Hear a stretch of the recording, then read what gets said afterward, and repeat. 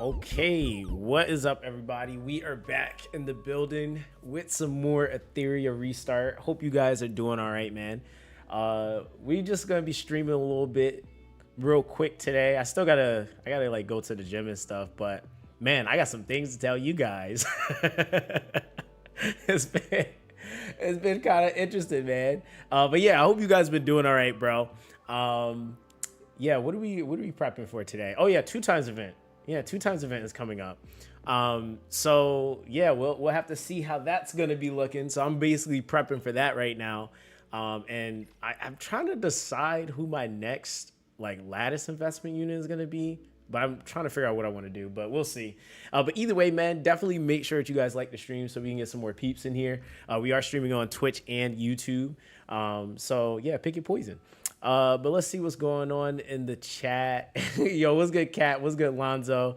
You said, I got a haircut and decided to flex. Yeah, low key. Yeah. Yo, what's good, Primo? How you doing, fam? What's up, Rockstar? How you doing, bro? What's good, Aaron? Yo, what's good, Master Obi-Wan? How you doing, fam? You said you can finally get claws.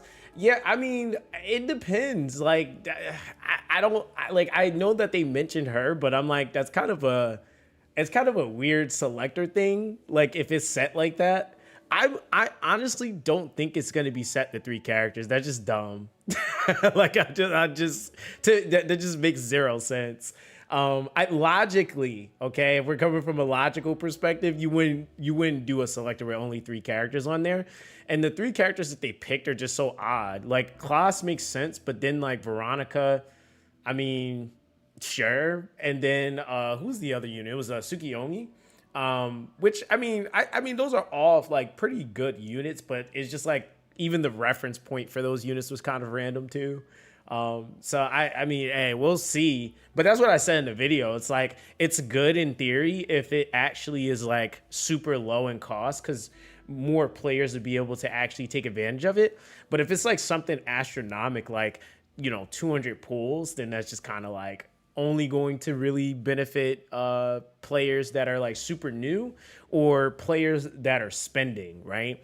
I know somebody mentioned gems, like, but like, to be fair, I don't think it's not been like news to not use the perma banner after you've been playing. Like, if you've been playing since launch and you just keep going perma banner, like, you're kind of always at a deficit anyway. Like, it's kind of like there really was no real benefit, other than the fact, like, I don't know, like, you've been getting cooked and getting the exact same unit, so you might have had more units accessible, but for the most part, most people, it's like pulling on the perma banner at this point just doesn't feel that great, because if you have a good majority of things, then yeah, you kind of get cooked.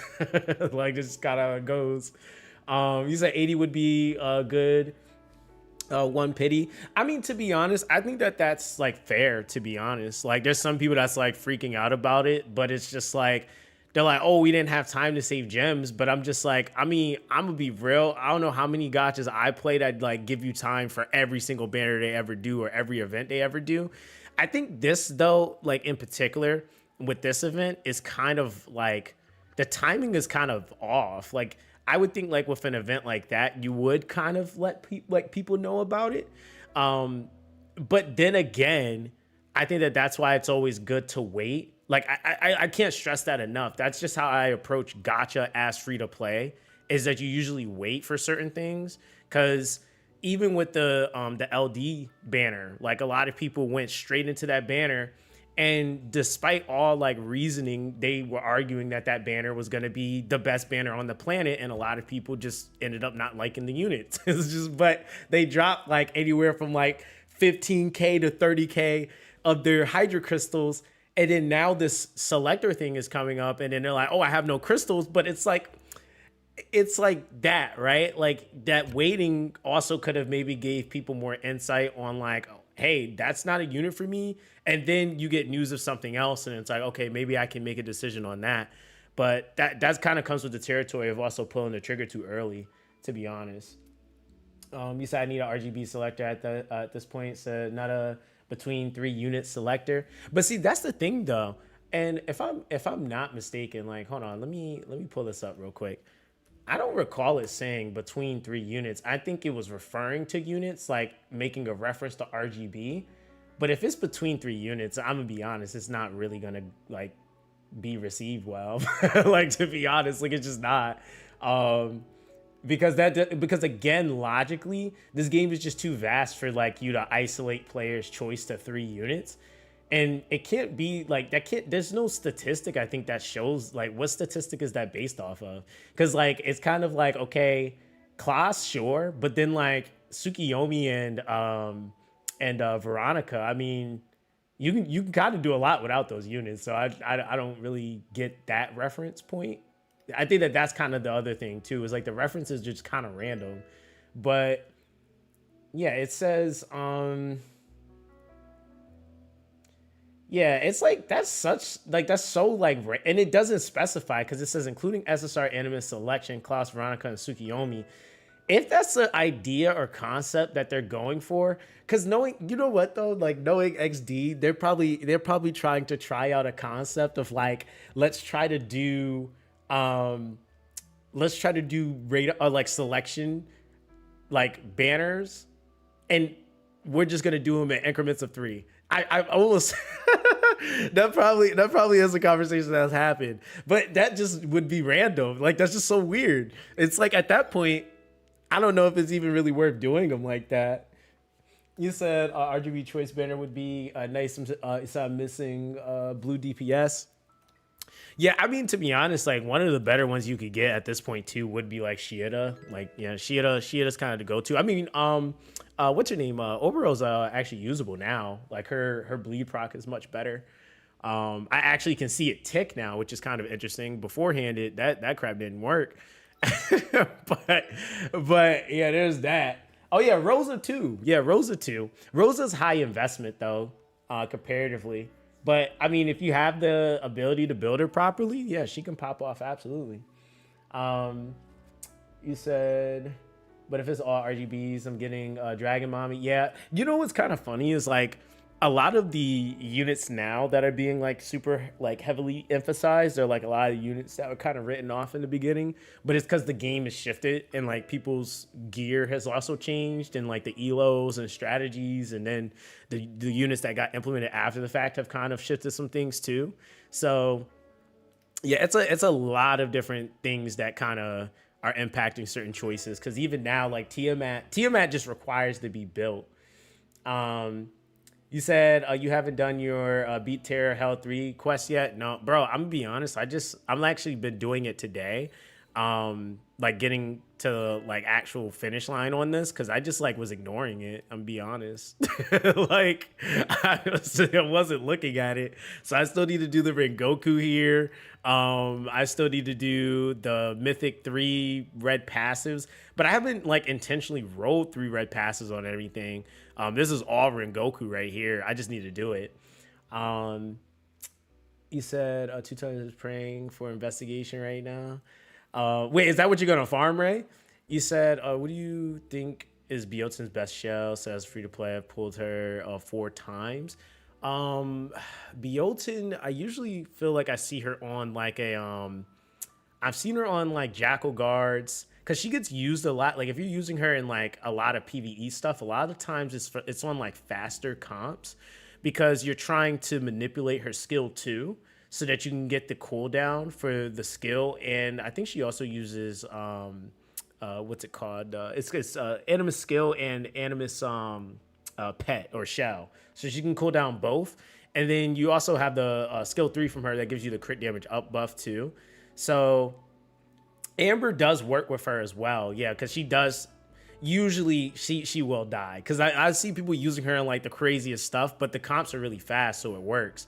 So like I've seen her in like in like Doki Doki teams of like, okay, but they're mad fast, because you ain't just doing that. Look out here getting clapped. So yeah, your team has to be pretty quick. I mean, a lot of times they're being ran with like Mios. I've seen her in like setups with like for Terra Matan, speed clears. So she's in a lot of speed clears and a lot of stuff.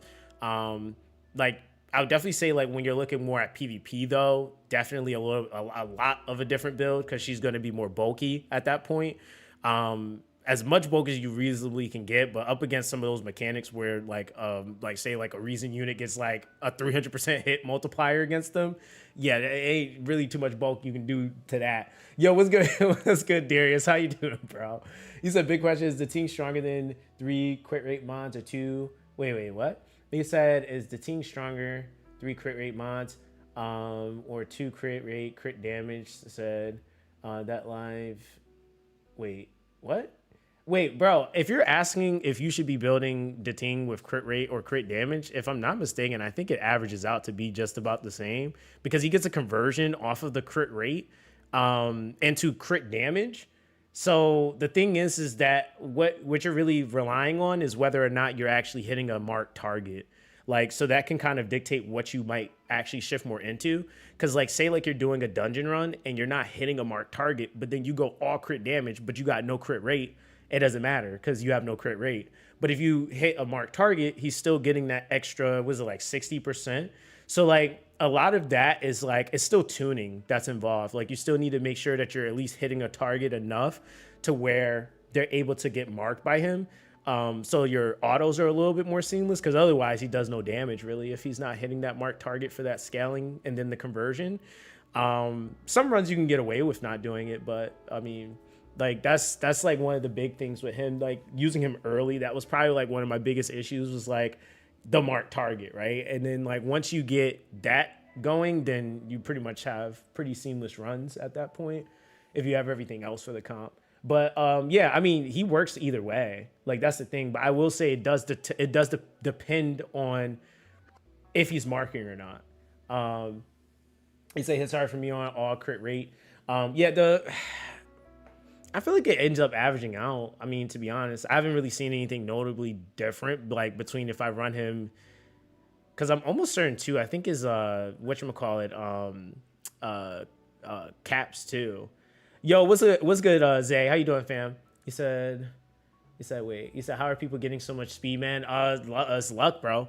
I'm gonna be honest. Like somebody was like saying like on one of my videos, they said that I was saying like so I've been making my guides with relatively low speed, which if we're being honest, like most units that have like let's see, like a one, like I got units on like 121, one like so, and I don't even think they're like geared right now, but like let's see, like okay, like my class is like 118. That is not fast. I had somebody tell me that that's fast. I'm like, bro, that is not fast.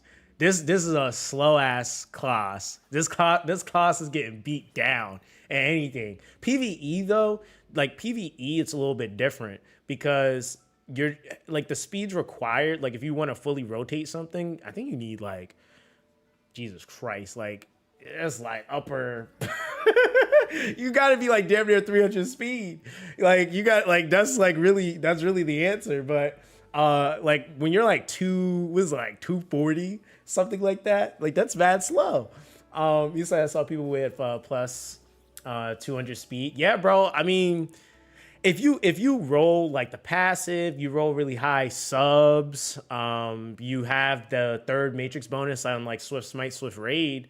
You can hit those speeds. Yeah, absolutely. I mean, the thing is that like that's what I was also trying to tell people too. Is like you kind of have to like manipulate like certain builds. Like for example, like my Lily is at that point where she's much faster now, but it's not because she has like the craziest, like, and I actually took a piece off her, so she's much faster. Whose piece did I take off?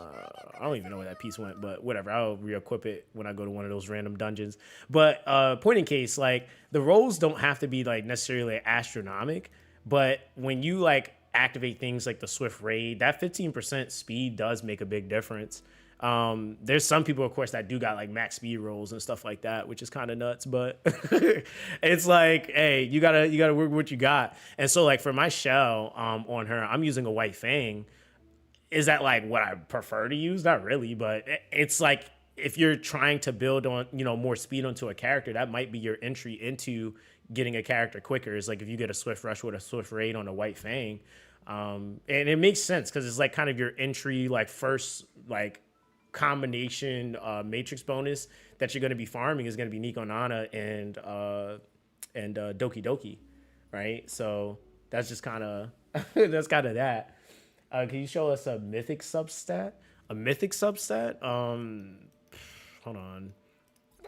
These are mythic substats. Like, I mean, it depends on what you're looking for though. Like that's an attack percent, but I don't even think that's the highest attack that you can get. It's 30. Yeah, 30% is the highest attack. Crit damage, I think I'm like maybe 1 off. I think. Yeah, I'm like 1 off, so that's pretty close to a perfect roll. And then like speed, let me see. I know I got a couple of speeds. I got some like more recently too. But even with that, like that's just not enough. Maybe, yeah, here we go. So this is like a 17, but speed can go all the way up to 20. So it's like, there's that. You said mythic, oh, on a sub, oh, dude, I don't have one. Yeah, no, that's like, I don't have a mythic sub speed roll on any piece of gear. That's, so anyone that has a mythic roll of speed, that's kind of like, I don't, maybe almost like hitting the lottery.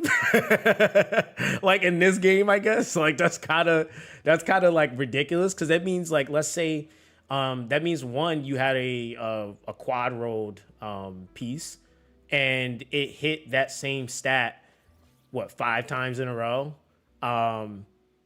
So yeah, like the probability of that is literally like it's like hitting the lottery in the game, and I guess in the gacha sense, like, it's just like, yeah, nah, I don't even have a piece that's hit gold yet, like, which is at least rolling 4. I think the most I've gotten is like 3, right? And I think that probably is like the average, to be honest. You say you got a mythic 15% attack on the Kenai helmet. Hey, listen, that's the thing that's gonna be a crazy piece depending on like who you're planning on using that on. To be honest, because Kenai is a pretty predominantly used set too.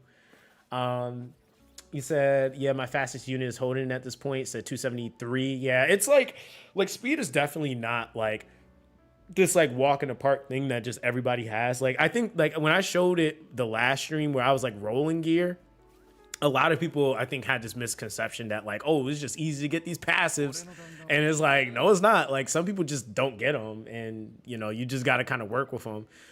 There's definitely ways around everything though in the game, which has kind of been like the biggest thing. It's been like really honestly the big thing that's kind of gotten me through the game is like just manipulating all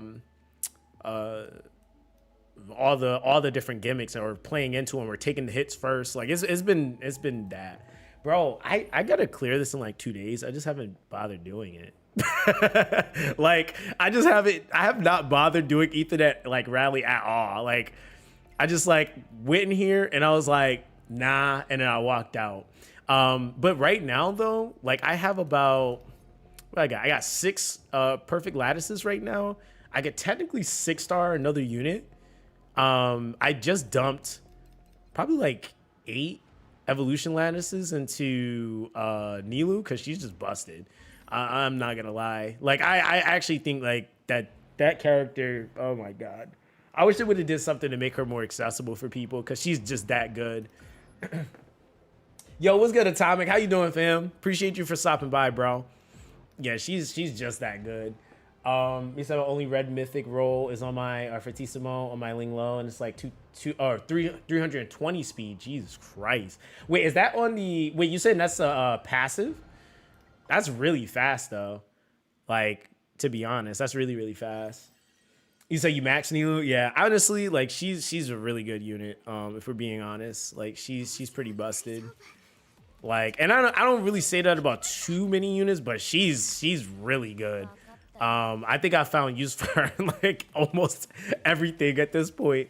Like she's really high in versatility at this point. Somebody's not geared, but it doesn't matter. It's pretty early. So that's the only SR I don't have now. Yeah, they rated her up, I guess, on the banner for Lilium. Unironically, I did get her in the very first multi I did on that banner. But yeah, I don't know, man. Like I know there's some people that like went all the way and then they were just like, damn, like I don't even like I prefer to use Nilou over Lilium at this point. But like again, I think it's an elo thing too. I think generally Nilou is just gonna give more accounts value if like you're not at a certain point. Because there's definitely some content coming out showing Lilium do some stuff, but and like actually like I guess using her correctly. But I think part of the problem is like I said in my other video before is like I just don't feel like people had the stuff to really build her right. Because I was seeing some crazy builds that made no sense. I was like, they're like, she's trash. I was like, hey, bro, listen, I can get behind that, but y'all builds gotta, I don't know. Like, but then there were some people that did have like really solid builds, and I was like, okay, yeah, okay, I can see your argument. But there were some people that was like, I don't know, man, that build don't look right. You said, yo, what's good, DLK? How you doing, bro? Bro, definitely wishing blessings to you and your family as well. Appreciate that, fam. You said Lilium is insane. We said Law BB goes crazy. Diamond Plus. That's what I was saying before. Yo, people were trying to play me. They're like, you don't know what you're talking about. It's not an elo thing. She just sucks. I'm like, bro, this is like all PvP games. Like, there's literally units that just don't have value in lower elos just because they're not counteracting a certain thing because that meta doesn't exist in that elo. Like, a lot of people barely are playing into like certain strategies. Like, it's saying like lower elo, there's not a lot of people playing Bruiser. Not really. Most people are still trying to build enough stuff to clear PvE, and a lot of that stuff is like they're leaning more to like speed. Like if they're trying, if I feel like some people are even trying to force speed on their account, which is also kind of another thing. But we'll take turn out here. You said when a unit shuts down 2 whole play styles, that's super crazy. I think that's the thing is that like what I think people wanted her to be was like this unit that was like blowing up everything in the game. What kind of almost like what Yelly is doing, right? Like Yelly fulfills PvE and her role respectively so in PvP really well. And I think that's what a lot of people are looking at. They were like, yo, she got to be a god at everything.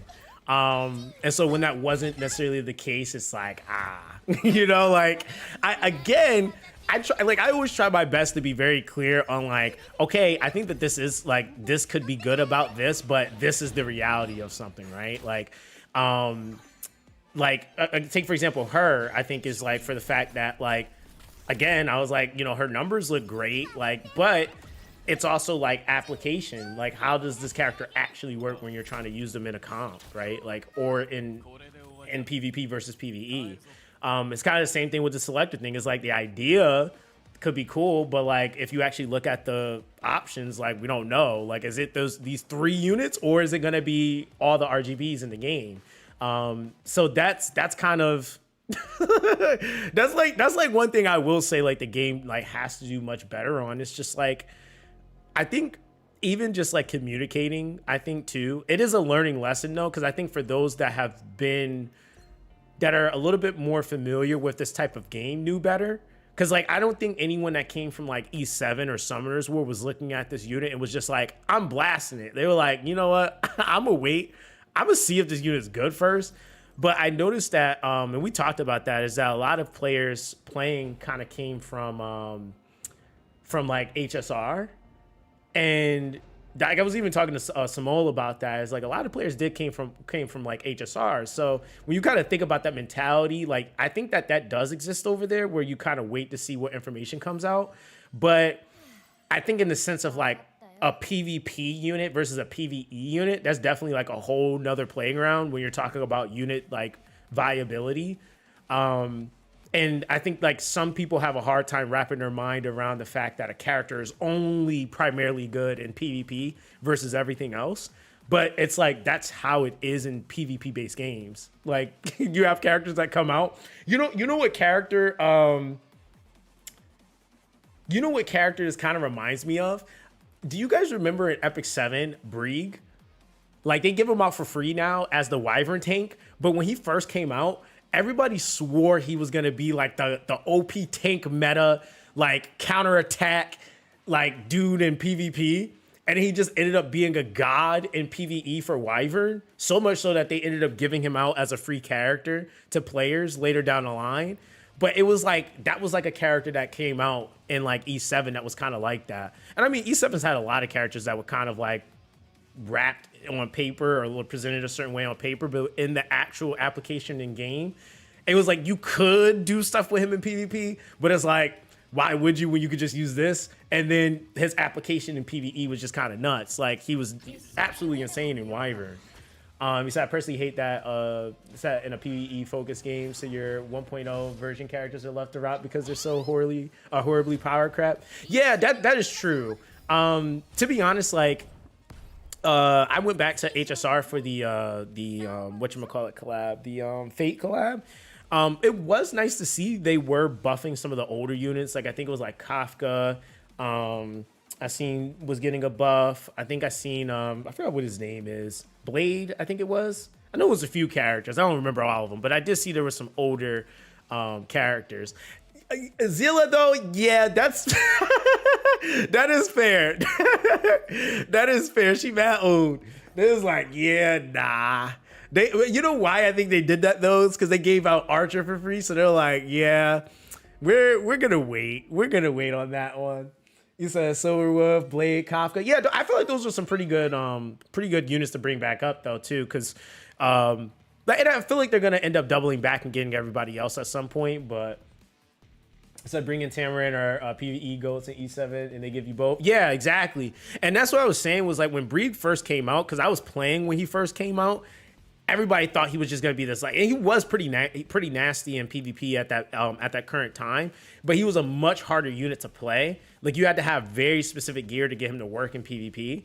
And then I remember when I made him my front tank, because I was like, yo, his kit just seems like it works. Like, bro, I'm talking about clapping it like as the tank, and I was just like, okay, so that like really kind of like shifted my perspective on like, it's like, bro, like units could come in, look a certain way, but that's why you have to test them out.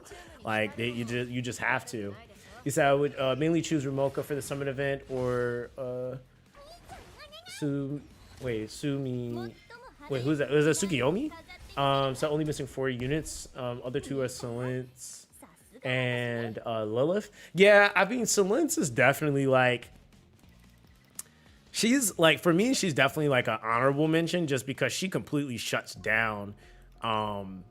She shuts down Shadow Flame Hoyan. And I know a lot of people were struggling with that. I think since a lot of things have transpired with like figuring out and being able to build different comps, Shadow Flame Hoyan isn't nearly as much of an issue anymore. Ring Goku, though, is definitely a pain in the neck.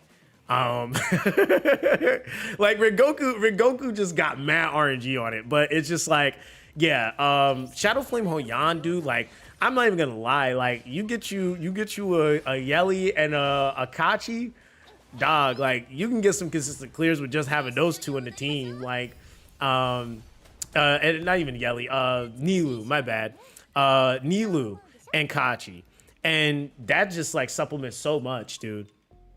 Because you can easily go, like I use Dating instead of Yelly. I think I did a whole video on it. But yeah, I used Dating instead of Yelly actually for that fight.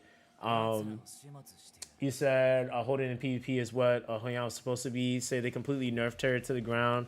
Bro, it's night and day. Yeah, Holden is currently probably one of the, like, I think he's like one of the top PvP units right now. like honestly, it was like, but I think we kind of figured that when he dropped though, because I was like, yo, his multiplier is mad dumb, and then also having an ability that can completely reduce not only the turn meter of a target, but also making it to where the character's skill cooldowns go completely all the way back, or all the way to max is insane. Like, that's why I think a lot of people are also starting to see more value in characters like Lilith, because she doesn't do the skill cooldown or skill increase part, but she does the pushback stuff, like the lockdown into the pushback and stuff like that. So there's people that's actually trying to pick up Lilith now, and it's kind of funny to me because I was like, she's like, nothing's changed about her, but it's just now she's a little bit more lucrative to certain play styles right now. So that's just kind of what it is. Let me actually put a pet on Kachi. I've been like trolling, not running one on him just because my team is fast enough, but let me see, Kachi. What we got for you? I know I got a Kachi temporary set bonus stuff for you. But it's equipped. We're just gonna run you with it. Let me just put a pet on you, sir. We'll go ahead and mount that one. I just throw anybody's gear. Anyone not using their gear? Okay, yeah. I just throw this on you for right now. Yeah, this is why I still got to get everybody on their own set, because I do like the new function that like auto equips everything from your last run. I still just hate the fact that like everything's still all over the place. And I have presets, but it's like if you're farming in the background, oh brother. Now your farm is ruined. It's like, okay, thought we were going somewhere. I'm not using Kachi right now, or Kachi the guard. And then I'm just throwing whatever on this man. Yeah, we'll take this piece, whatever. I just need him to actually have something on him so you can rotate. All right, have a good one. He said he should have left it that way. She was in CBT. Said Lilith been OP. Yeah, she's always been good. I just think in application she really wasn't. She wasn't really high in value for PvE clearing nearly as much. I think the 2x event was. Hold on, I'll give you the exact date. I'm not gonna guesstimate here. 2x event starts on the 9th. I thought that was the date. It is the 9th. Yeah, so it starts on the 9th. He said, yeah, I made my whole guild poor for him to get one. He said, also matters. So it's also a matter of people having the luxury of investing into PvP exclusive units. So the discovery of certain units efficiency is a new thing. Yeah, that's true. Yeah, I mean, to be honest, like as somebody was trying to argue with me about like Holden only being a PvE or PvP unit, and I'm like, bro, what are you talking about? I'm like, and I will say though, I do appreciate comments like that because we ended up having like a really nice dialogue. I'm not gonna lie to you guys, I like healthy debates because we had both very, very valid points. Because I was talking about like using Holden without any investment, and he was talking about how Holden has to have max investment. But I think that like both points are like pretty fair because you can use Holden without any investment, but because he's so good, you want to max him. Like that's kind of like what it is. Like Holden, again though, if you're also talking about a perspective from PvE to PvP, they're also built different, right? Like you're not necessarily using the exact same build that you'd be using depending on how you're using him. If you're using him for like buff stripping, a lot of times he's just a really fast character and you're making sure he has enough crit to affect accuracy ratio depending on if you have any investment in his skill 3 or not. Versus like if you're doing PvP, it's a lot different. And it's definitely more skill 1 investment you want because you're trying to make sure you're knocking heads off. So he's a really good character. But the thing is that there's some characters that you can see like from the beginning, and it's just like he was one character I seen. And I was like, yo, this dude's like good, like because he has so much loaded into his kit for him to be an RGB. But yeah, that's like again same thing though. Like. You said, give you, is that some Holden views? Yeah, Holden is great. He can do a lot of stuff, dude. So Holden is good in Aurora. If you already invested for Terra. I mean, that's the other thing too, is like, I always try to think about like all anomalies or all situations. It's like somebody might not have, say, for example, Heinrich, right? And like at that point, who are your two main buff strippers that you could potentially have? It would be Holden and it's gonna be Viper, right? And you're not using Viper in Terra Matan. You know, like you can use him obviously on Aurora. You can also substitute Viper out with Holden. Holden can be used in Terra Matan. You know, like that's that's kind of that, right? That's kind of that. So it's really honestly like, again, he's just really versatile. I don't need any of these because I have them all max, but if I was to pick anybody here, it'd probably let's go RC. He said, who should I build, Honyan or Doki? Question, what are you trying to do? Because I'm gonna be honest, if you build Hoyan, you're probably gonna use her in like one place. Like I'm almost guaranteeing it. like to be fair, like I'm almost certain you're probably gonna use her in one place. Like the average player probably will use her in like one place. I feel like Hoyan is kind of a hard character to draft in the current meta right now too. If you're trying to use her in PvP, like he said, so after I max lattice Linum, so I'm saving. Bro, I mean, that's the other thing too, is like with this game, like you really do have to kind of save and invest, to be honest. Yeah, save and invest, man. Like that's why I just like I told you guys, I was like, hey, I'm working on what I'm working on. I'm not getting caught up because there's a new unit coming out. I'll get the unit, but I'm not dumping resources into them. Like that's like I am not doing that. Because that's how you end up, like, you might make a choice that, like, damn, I could have maybe put that, you know, somewhere else. I know somebody actually asked about, like, another reset event. Dude, I really honestly think they despise those events. I don't think they're trying to do them. Like, if I'm being honest, like, that's the thing, like, I don't think they want to do reset events. And so, like, and I said it before, but I think, and it's something that, like, I think a lot of people are saying that's kind of true. Like there's this, it's kind of funny because right now there's definitely like, there's this, it's like the things that normally happen in gacha. Like everywhere, somebody said on one of my videos, like I guess the shills are coming out now. And I was like dying because I'm like, well, the thing is like, you can't really tell who's a shill or not because well, not that you can't tell because it's something that's very open and honest about that. But I think the thing is that like you have to like, and this is what I always tell people is like, you can't play these games based off of like, if it's purely based off of like money or any other reason other than the fact that you enjoy it, it's just always going to go a certain way. Like you're just not going to end up enjoying it. And as soon as that one thing bad happens, you're going to be like, yep, time to shit talk. Like that's kind of how it goes. But like, the craziest thing is like for me, I don't like people think like for some reason like because other people aren't having fun, I'm not having fun playing this game. And I'm like, dude, I enjoy playing this game. It's just that it takes time for me to build stuff, so I can't do everything right when I want to, but I still enjoy playing the game. I just also play other games too. So it's like, I don't know, like that's why I tell you guys, like if I don't have a video idea, you're not gonna just randomly see like a rage bait, me just all upset just because. Like if I have no video to make, I'll go 7 days, 2 weeks, 3 weeks, it won't make a video if I don't have nothing to talk about. But if there's actually video ideas for me, then I'll make videos, right? Like, so, cause somebody asked me that the other day, they're like, you know, when everybody was uploading, blasting, just making videos nonstop, why weren't you uploading? I'm like, well, I didn't see, what was I actually talking about? I was, you know, like, I'm like, half of the videos were complaining. I was like, I just don't do that.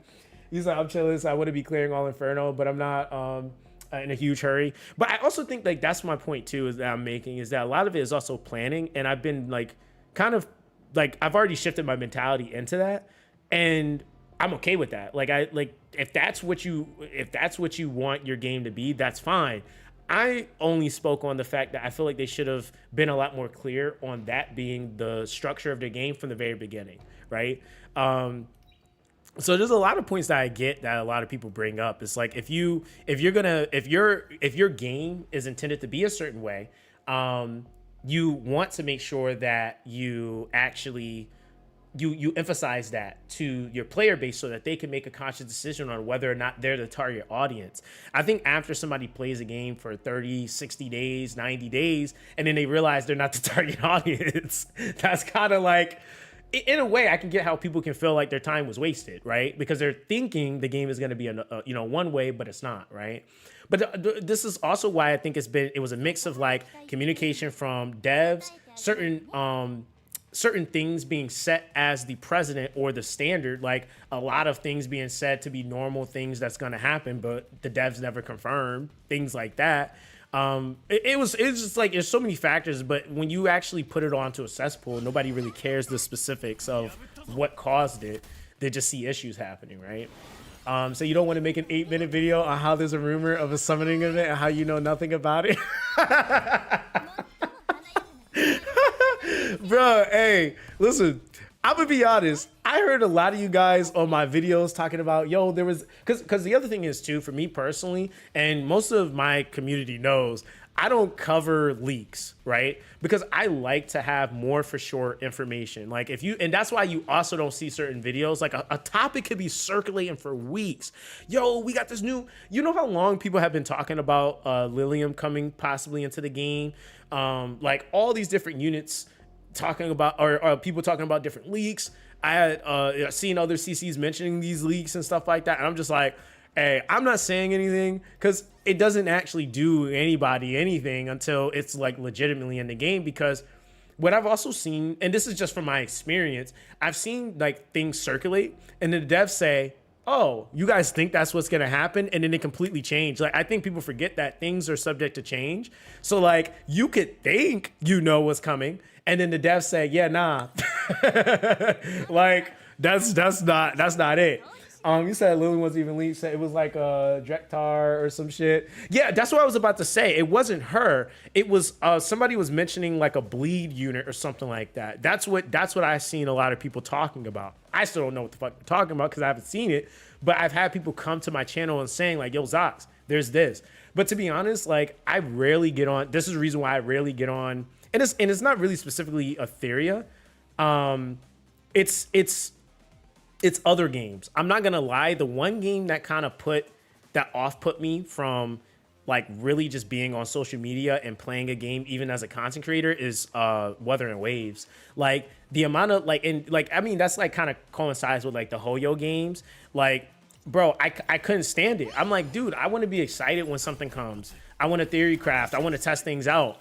But like dudes are like so far, like you like months ahead of time, they're already doing showcases. I'm like, yo, the unit is like, where are you doing the showcase at? Like, I'm like, yo, how are you, like, what? Like, and I think like, that's what I was saying before is that like leaks have gone so far now. It's not even just like, hey, we're leaking or showcasing this unit. It's like, we about to leak the next story for the next 2 years. I'm like, oh brother, like,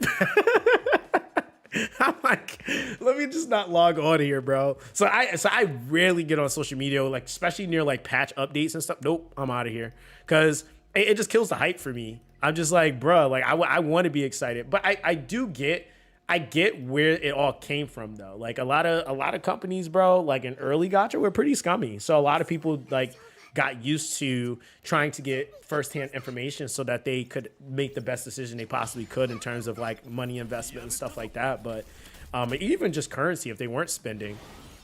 But yeah, dude, like I personally be trying to avoid all that stuff. You said I agree with science. Someone said no leaks, bro. I mean, yeah, I've always been like that though. I've never really been too like fond of leaks. Really, it's just always been like one of those things I personally avoid. You said all things aside, Etheria Restart is pretty generous. I mean, the thing is that like I don't know what's worse or better, really. Like I think that's kind of one of the things that I think every game has a bottleneck, right? Like Etheria, I think getting characters is really, really easy, but building them is the bottleneck, right? It's like you got to really honestly grind and make certain decisions in who you build. But then when you look at other games, sometimes getting the unit is hard, but resources are there, right? Like, so, cause like I play like JJK, for example, and it's just kind of like, getting the unit is insane. Like, it's like, bro, I just want this one unit, but resources are crazy. Like, you literally have resources just like popping out of thin air. Like, but good luck getting the unit you want. You know, like, so it's like gacha structures. They're so different, but they all have a similar format. Like, there's always something that's easily accessible, and there's always something that isn't. Right? It's kind of like what we would call like the pain point of the game, right? Like that's like basically what it is. It's like, I see your Nico Nana team for Ethernet rally, so I'm stuck on just lost 4 times. I'm not even there yet. I'm not even gonna lie to you, Obi-Wan. I kind of neglected this. I need to get there because you said for Ethernet Rally, like, that's what I'm doing right now, and I'm gonna get there in a second. I like literally had like I don't even know like 3 weeks. Wait, you said you're still in normal? Wait, are you talking about? Wait, are you talking about? Wait, are you talking about Ethernet Rally? Because that's what I'm on right now. Are you talking about Ember Track? Wait, is Nico not even in Ember Track? Am I like tripping? Yeah, I need to finish this rotation too. He said, dog, I do this shit last day all the time. Yeah, bro, I was neglecting this so hard. Like, I was looking at it and I was like, yo, I gotta kind of low-key do this. But I'm gonna probably stay up late and just do it. Like, that's how I do it every time. It's mad random, but my brain is just confused, I guess.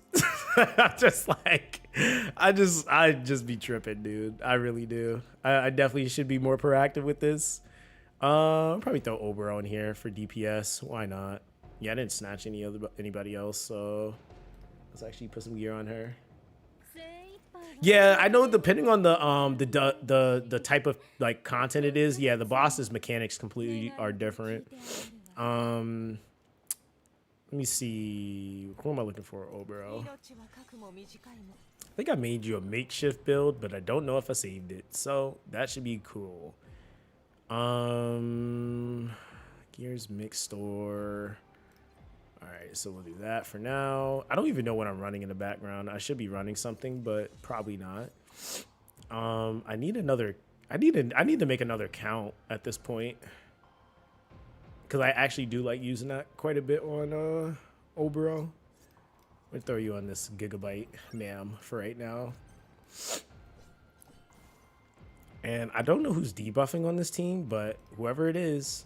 Wait, are we even activating the momentum? Absolutely not. Oh, you know what? That's why we use count. I might take that off my Remoka. Now I'm thinking about it. Give me where are you at? Count. Thank you. All right, we'll do that. And then we need that two-piece chicken dinner. What is that? I'll probably run her with yeah, I'll run you on crit for now. Let's see. Yeah, well, is that too much? A little bit. I think yeah, this is whatever. I don't care. This is like the earlier stages. I just need to have a team for it. Goodbye. We'll run the one that's already built, so I don't have to build that. Mia, okay, have a good day. All right.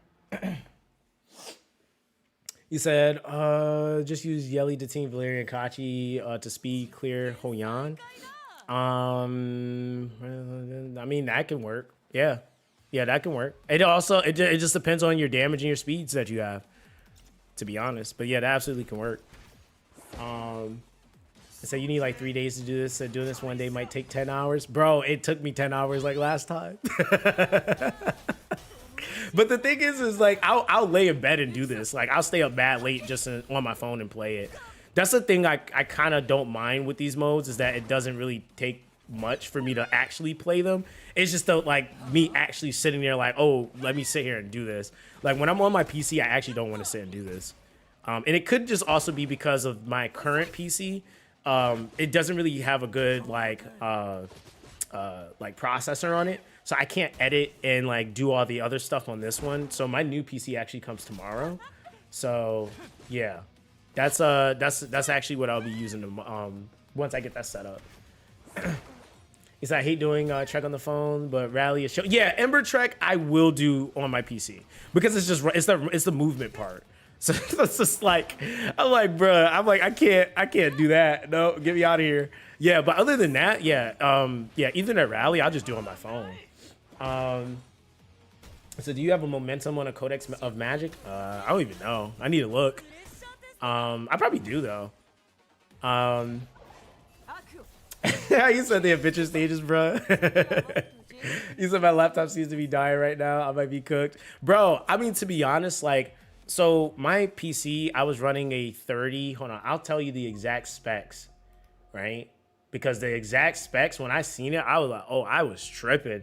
I don't even know how I was using After Effects on this this laptop, dude. I was tripping. Hold on.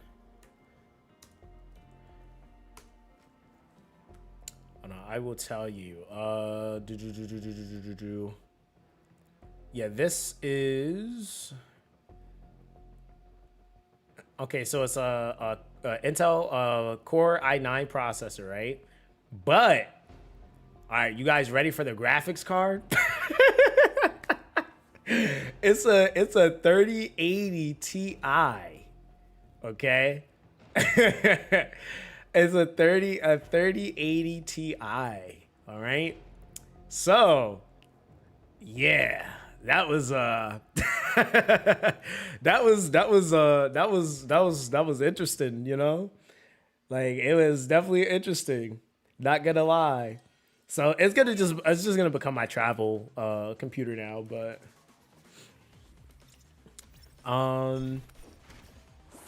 Bleed definitely works a lot better. I think it's like Obero like still falls into kind of like this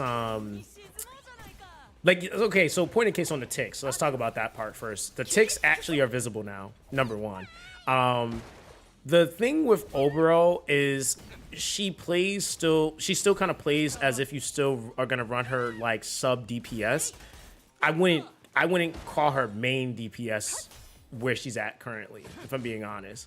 Like she's definitely like a sub DPS, or if you're like running a character like built on momentum, she gives more value now because her ticks are higher, but you would still want somebody else to hit into the bleed procs, like you like to be able to scale their damage off of it. So it's not like she's just this almighty, now she just claps everything because she has higher ticks. Like her ticks are respectable, but they're not like DOT, like I'm Shadow Sania ticks. You know what I mean? So it's still like the equation. I'm assuming it goes into like maybe defense at that point. And I think versus like the HP that the dot is scaling off of, still not as good as like Shadow Sania dot or like Obero or Fangus. But it's respectable for it to be scaling off of raw attack. So yeah, I would say she's still kind of like sub DPS, but I have a feeling if they add one thing to kind of make bleed like her application of it, or something to like kind of help her, she would be really, really good. Because the thing is that this game is all about pairings, and bleed doesn't really have like technically a real pairing. It just kind of like exists, and then you can use it like any other dot or any other debuff. So that's kind of that. To be honest, are you ready for the next SSR to be a bleed character? Bro, if it's a bleed detonate character, I'm not gonna lie. Hey, listen, I'm gonna be hype. I'm not gonna lie, cause I definitely 6-starred overall, thinking I was about to change lives. And that's like one of the things with the game too, is like definitely more value on the single target damages. I think would be like really, really huge for the game, because like in reality, like I mean they did buff Sutomo. I can't test him yet though, because I need to actually build him. I think he did receive a buff, so I definitely gotta test him out. You said so do the case so we can see her bleeds. Yeah, we can go to there. I need to do it anyway for the day.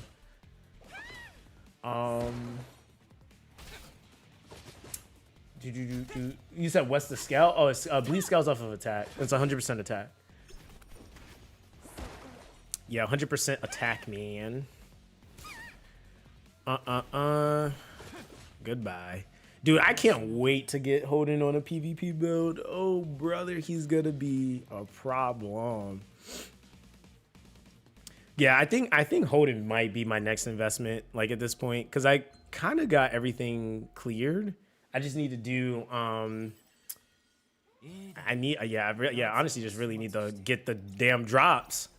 Like it's not even so much of clearing the content anymore, it's getting the drops. You said never trust the HSR plan. Wait, what are y'all talking about? You said shell for Silence. I'm trying to think. Silence. I haven't used her on anything. Trying to think. Is attack down? Is Silence Amber too? Or is Silence like a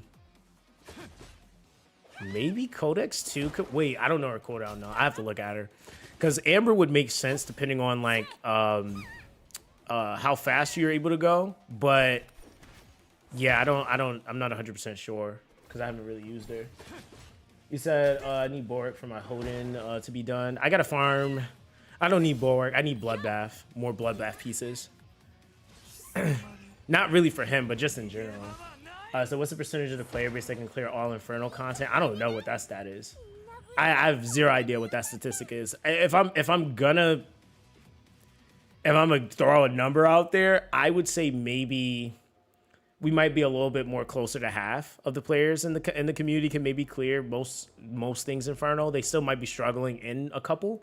I think like concurrently, like I said, Rengoku is definitely one that like most still struggling, but yeah, that right there, I would say I can't really like give a specific number. I'll say with the implementation of like Nilu, those that were able to get her definitely did like jump in a lot of stuff because she could do so much. But if you didn't get her, you still might be stuck in some areas too. So like that's what I said, man. Like it's just like I think they need to get a better handle on how they actually structure the events so that it gives players more of an opportunity to make better decisions on what they're going to pick up to make their account, like to flesh out their accounts better. Because when you're talking about going in like, 2 months into a game and players are still like lacking stuff just to like, and it's not even like so much like, hey, you need everything. But I think like the way like, and I think that's the thing that kind of makes the game like, it's like it works, but then it also does put certain things in a weird position because this game, especially in the beginning, had very, very specific units that you kind of needed, right? Like it was like, okay, you could do this, but I think even for the matter of the fact, like some people don't want to hear it. Like I said it to somebody the other day, but like there's certain characters that kind of got thrown away in the very beginning, which are now like kind of like good if you have them, like Sybil. I mean, not even if you have them, you should have them, but like Sybil, Kachi, they just kind of got thrown away. And now, like, even despite the buffs, those units were still able to clear some of the content before their buffs, and now they're just more consistent. Kachi is insane now that he has that buff on his skill 3, and then Sybil getting buffed. I was like, hey, we'll take it because she works really good on Revelation. So kind of a similar thing, like what you're getting from Yelly, Sybil's able to reciprocate. And she's a lot easier to max out because she's also what's it called? What's the word I'm looking for? Lower investment, or yeah, she requires micro lattice. But she's doing the same thing. She's like, if you're looking at like DPS that can like self-facilitate their own defense break, Sybil, Shira, Yelly. Trying to think. Yeah. Other than that, like, so like it's like, and then Sybil's really good because she does more damage the lower the HP the target has or gets, right? So that's something that actually kind of gives her like more value, especially in like higher end stuff. Is it going to be like super cracked comparatively to like say Yelly? Maybe not, sure, right? But it's still something that's an option for people to be able to use. But it's just also too, some people don't want to build into like, and that's the thing with this game is that like, it's like, for example, like say like Obero, right? That would have been like, and that's why I did it. So I could tell people at that time, like, yeah, probably not a good idea to do, because Obero should have definitely been an option for people to build at a lower rarity to be able to get through stuff. But she's just like, she's decent now, but before, no, she was butt cheeks. Like Sybil definitely outclassed her like 1,000%. Is that Revelation bleeds or Codex for more bleed time weave? Or well, Revelation is there for the multi-hit, so when you crit it gives you the extra damage. It's not doing anything off the bleed. The Codex, I mean, you could use that to maybe get more turns or opportunities to try to apply bleed, But like characters like Obero has, I think it's a skill 1 per passive is like if she crits, she has a chance of applying bleed. So if you just make her crit, like the other thing with bleed too is that once you apply enough of them, they don't go anywhere. Bleed is not like dot, so that's why I think bleed is a little bit different. And I think like in theory, it's like it should be really good at just as much, because it also doesn't like it doesn't go away. So bleed, like once it's there, it just continues to stack, which is what I guess kind of makes it a little indifferent. But then you have for dot, you have units that are literally made. And it's not just one. You got Shadow Sania, you got Obero, you got Ashu that can do it. Even Silence can do dot. You got Fangus that can do it. Like you have an entire team that can help make Shadow Sania better because they can apply it and she just needs to detonate it, right? So there needs to be more things to make, like I feel, just to kind of help facilitate or make bleed better. It could work like any other dot, like I said, or any debuff, where you can just use it to amplify momentum set, but it just kind of all depends on what you want to do with that. You said the bleeding skill off of the attack. Yeah, it's attack percent or attack in general. So it's off the user's attack, and now it's 100%. It was 50%, but at 50%, it was like I mean, you didn't really see the ticks at all. I could have had max bleed stacks, and you wasn't seeing no dot or bleed dot happening at that point. So what do you think is the best healer right now? Ooh. Toss up. I think overall, I'm gonna probably still give it to Ling Lao. Like we're just talking about like utility wise, she could be used in PvP. She's great in PvE. It's kind of hard to argue the healers though, because like even now you got like Sania's usage is definitely like pretty good in some cases. Fuchi, would we consider Fuchi a healer? I know she can turn meter push and heal, and she shields. Is she like more support, like in general, like just for buffing, or just like more buffer?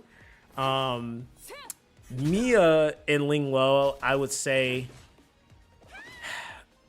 they're kind of sort of. I still would give it to Ling Lo, but Mia and Ling Lo, like they actually work really well together too, because the thing with Mia scales off of, or not even scales, but her kit needs or requires buffs. Ling Lao can provide a ton of buffs.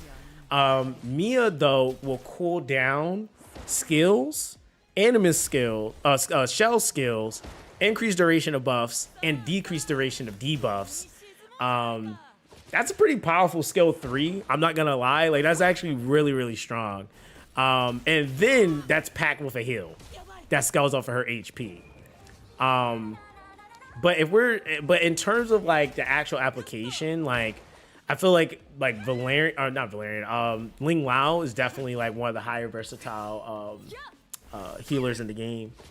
Like she definitely is really good. But it's again, that's just she's kind of always been like, it's really, yeah, there really hasn't been any other like option, like that's like the king or queen pin, I guess, in that sense. But yeah, Mia is very good. You know, like there was this big thing before where it was like you can't use them together, but they work extremely well together actually. He said Valerian isn't a healer, but she is pretty annoying. Yeah, Valerian is like, Valerian is Valerian, because Valerian is like, okay, you can deal with her, but shielding, being able to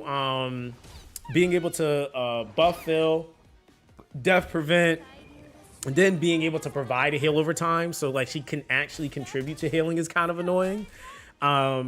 Then invincibility, like she has a lot in her kit. She definitely has a lot in her kit. She's very much so. She kind of is like, I mean, like for her respective job, like her and Nilu are like those two characters from that attribute. Like they're just really, really good at what they do.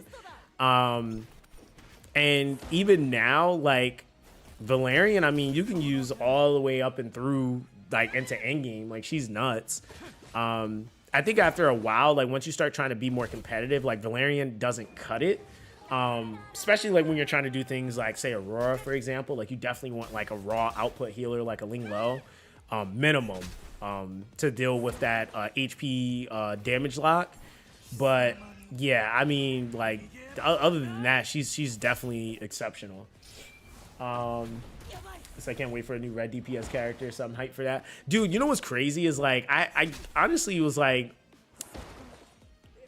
I gotta get Chloros because I do want to build him. Like, I actually really like Chloros a lot. I just haven't been lucky enough to get him. Because I have a board, Bloodbath, Mia on Codex. I use that in PvP. Very good Mia. Dude, that's actually kind of messed up though. Because the other thing is too is that, and that's what I was saying. Like, I noticed that that's something that a lot of players like don't pay attention to because they didn't pay attention to it with Leon. But characters that actually get benefit from being buffed. Like, like on her kit, it's like, what is it? Every buff that she has, she gets a 5% damage reduct for it. So like she can be mad tanky. It's like, who's trying to deal with that? You say I use Ling Lo, Mia, and Val in the same team, and still not enough heals to survive Aurora. I'm gonna be honest. I'm gonna probably have to see your builds, brother, because if I'm being real, Ling Lao and Mia should be more than enough to out heal that that buff, or that debuff. To be honest, because if at that point you're talking about on a comp like that, now your one slot is strip, and then the other slot is what, your DPS, which I would say for that fight you still, I mean, unless you're using Yelly, you still want to bring somebody that can like help make that, like, make you deal damage quicker or do more damage. But yeah, Ling Lo, like really building into stuff like for the healing efficiency is like really big, to be honest.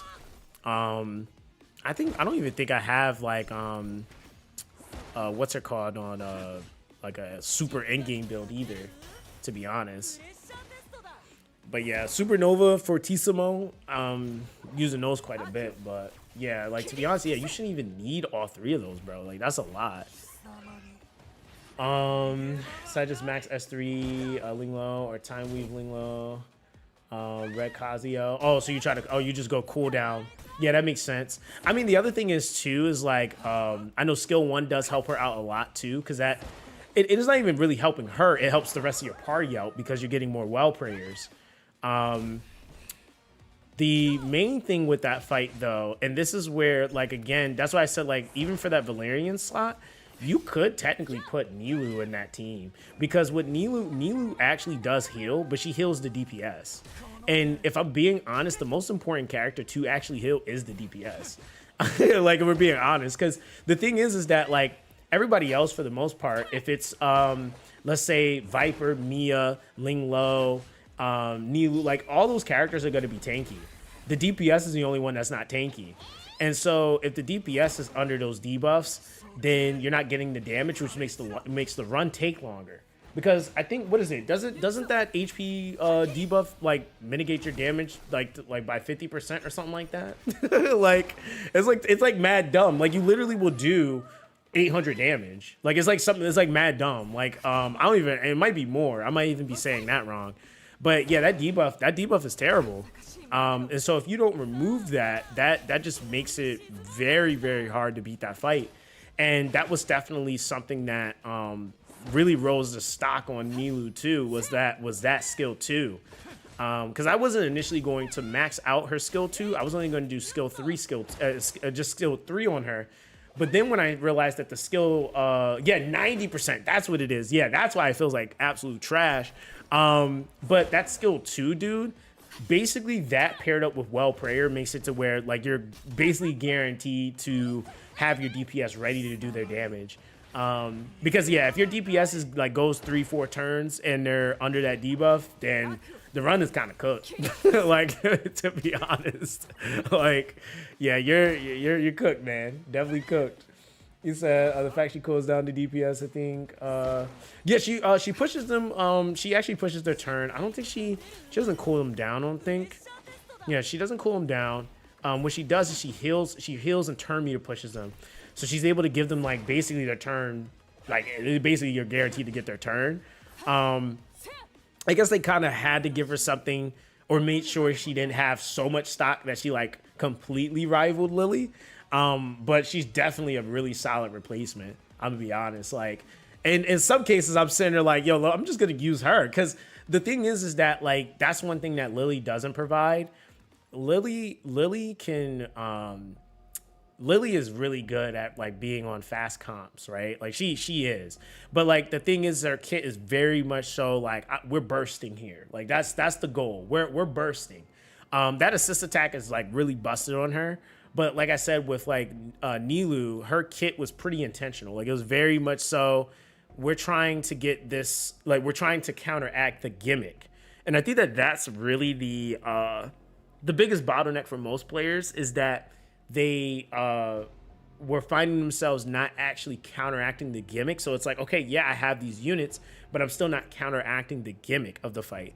And if you're not dealing with the gimmick of the fight, you're going to get clapped. So it's kind of like, take for example, Shadow Flame Hoyan. Like if you're not counteracting the gimmick of the fight, and you're not dealing with those 2 ads on the side, you die. Like, and all it takes is 3 turns. You hit that, you hit her like once, they counter or hit you. She gets her turn. She builds up her stack. I think it was like 6 or 7. And then she gets to go again and she's nuking your entire team. Like everybody's dead. So it's like little stuff like that. Like if you're not dealing with that, that's why like Silence is so strong there because she just cancels that entire passive. So now you can just freely hit. You don't have to worry about anything countering you. But other than that, you got to actually build into characters that are going to make it to where those don't really touch you as much or they're not active. So Kazuyo, or not Kazuyo, Kachi. Kachi ends up being really good. So I'm using a Hellkit Time Waveling Low, set Red Kazuyo, so it takes 4 minutes, but 100% auto. But that, bro, I don't care if it took 7 minutes. Like I did my video the other day. What was that? It was the Aurora run. It took like 3, almost 4 minutes. But bro, like when you can get the clear, that's all that matters. Because from there, you can now start building into making the clears faster. You can get the gear you need to maybe build up another unit that will make it faster. I think that that's the thing. Like some people want to jump right into speed clears, and it's like that sounds nice, but not everything is going to necessarily be an upfront speed clear for you. Like I would say out of all the dungeons, Aurora was the one dungeon for me that I just couldn't speed clear. But like my first speed clear was just off rip Doki Doki, but that's what I put investment into, like right off rip. And so I kind of committed to that team. But then like my Terramatan wasn't a speed run. My Aurora team wasn't a speed run. So yeah, it just kind of all depends on like what you do, or really what the game gave you in the beginning. All right, let's see here. Oh, okay. I was about to say, I was like, where'd all my team go? All right, so let's see here. I think I might actually make some swaps here. We're gonna try. Throw you in here. Am I using? Yeah, we'll take her out. We'll put you over here. I might actually throw in Nilou. Oh wait, I am using Nilou. I'm using her with the Ting though. Oh brother, I gotta put gear on Kachi the guard. Where's he at? Oh, he's 6-starred. Never mind. So what you guys farming for the 2x event? Cause I'm doing gear. I don't know about y'all. Wait, where's he at? Wait, am I being blind? Oh, it's cause duh. I'm like not even in his Alright, so let's see here. Kachi. Boom. Let's see. We'll put you on your. You say you need 5 more BB sets and then a lot of dark GP mat. Okay, fair. That's fair. That's fair. Oh wait, what do we have you on? Swift and ooh.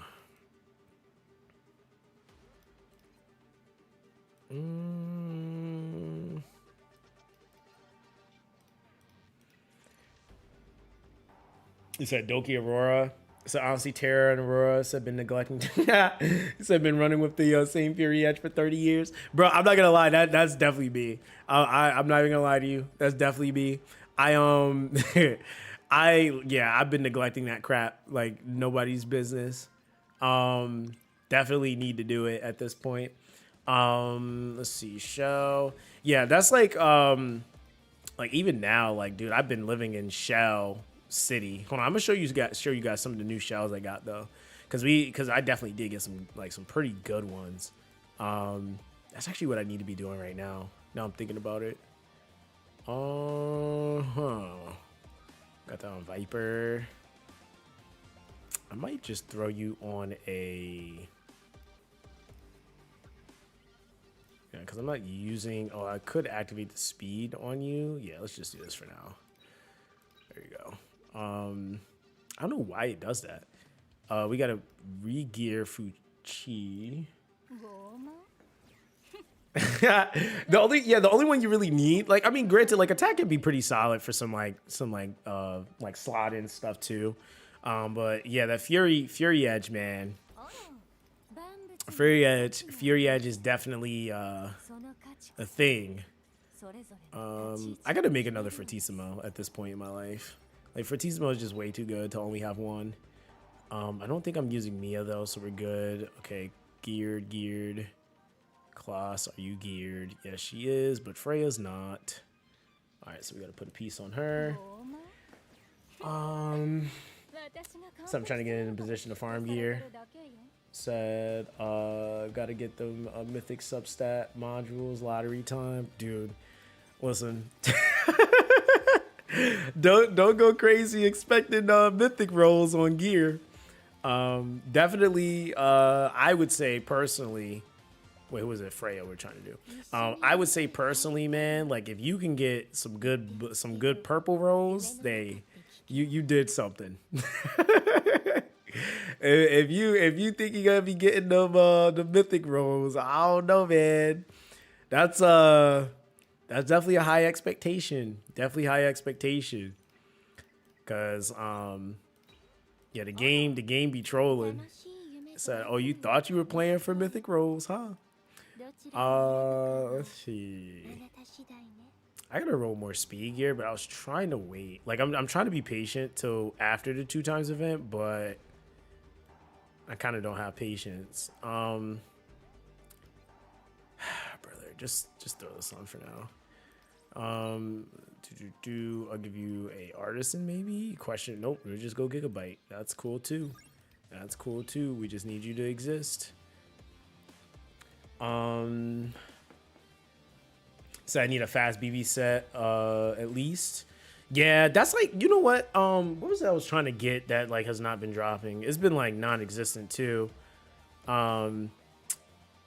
It's been I've been farming Shadow Flame Hoyan, and the revelation I want, non-existent. I did get a pretty good one though, and then I'm trying to get a good Jackal Guard. But yeah, that ain't happening right now. So we shall see. Using Valerian, Yeli, Doki. Okay, so we're gonna take my boy Obu out. Let's go. What's I even using him in there for? I don't even know. We got Valerian for sustain there, which is cool. What else we could throw? Yeah, we got Viper in there. We got, bro. Oh yeah, let's just give Doki a pet, you know. And I would give you Artisan, but everybody. Oh, we already got one on that team, so you can just use this for now, cause why not? Have fun. I think Oval is not geared, so I might just go. I'll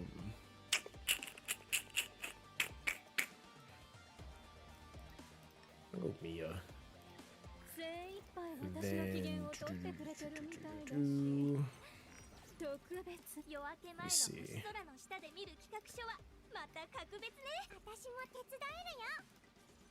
Okay. Yeah, we'll put you on this for now. Bro, having to have like 3 fully built teams is crazy work. I like the average person is just not gonna have this, bro.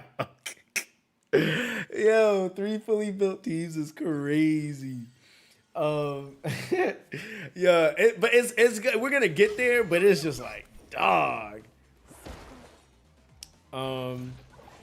let's see what you do. I don't know if I put enough accuracy on her, but we'll see. We'll see what she does in the main DPS slot here. He said, I want a battle wheel, Grand Bull, Golden Lion. Is it Grand Bull a Pokemon?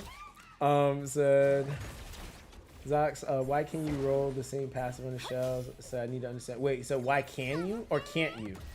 Wait, you saying you're saying like triple speed or something like that? Yeah, you don't think that would be broken?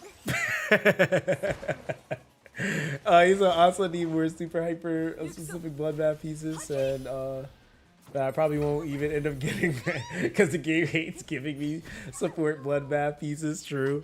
Yo, you know what though? I will say, ooh, 170 on the Nico Nana. That's actually pretty good. Hold on, let me see what this tick's looking like right now with her. Oh yeah, wait, we gotta wait till Nico actually gets the turn. Which was easier to see it slowed. Damn, my team is rotating like crazy right now. I gotta fix that Shadow Flame Hoyan team though. Yeah, she's doing like 30 something K though. That's pretty good. That's pretty good. I ain't really build her for real, but like yo, how many bleed procs is that? That's like, yo, she'll have like 35 bleed procs. I'm not gonna lie, the bleed is kind of like ridiculous when you can stack it. Like it is. But this, oh yeah, look at that. Jumped up to 297. Yeah, bleed is like, yeah, bleed is definitely like, it seems like it's more intended for stuff like this right now. Yeah, that was like a good 20 something K. Her on the, damn, that was like 50 something K. It's I meant the passes on shells. I need more speed, so I roll lower speed. Bro, honestly, like, yeah, it's it's a beautiful day in the neighborhood when it comes to rolling passives. You said I have one, but it gets a lot of my units, so limits my job. Yeah, bro, that's kind of like where I'm at right now, which is why, like, I think this, I'm gonna be honest, I think on average, and I think that might be like end up becoming the community norm. If you play consistently for at least if they're structured the way that they're doing it, for 3 2x events, I think that should put your account in a pretty good standing if you actually use that properly and get some pretty decent stuff from them. Because yeah, to be honest, the like the first 2x event, I was really focusing on like fleshing out, building out my account. Second one, I was kind of still trying to worry about skills. This is probably like the first full one for me where I'm gonna really just be focusing on gear. Damn, the bleed setup is actually keeping up with my Sharon setup, which is pretty good. Yeah, I gotta fix that Shadow Flame Hoyan one though.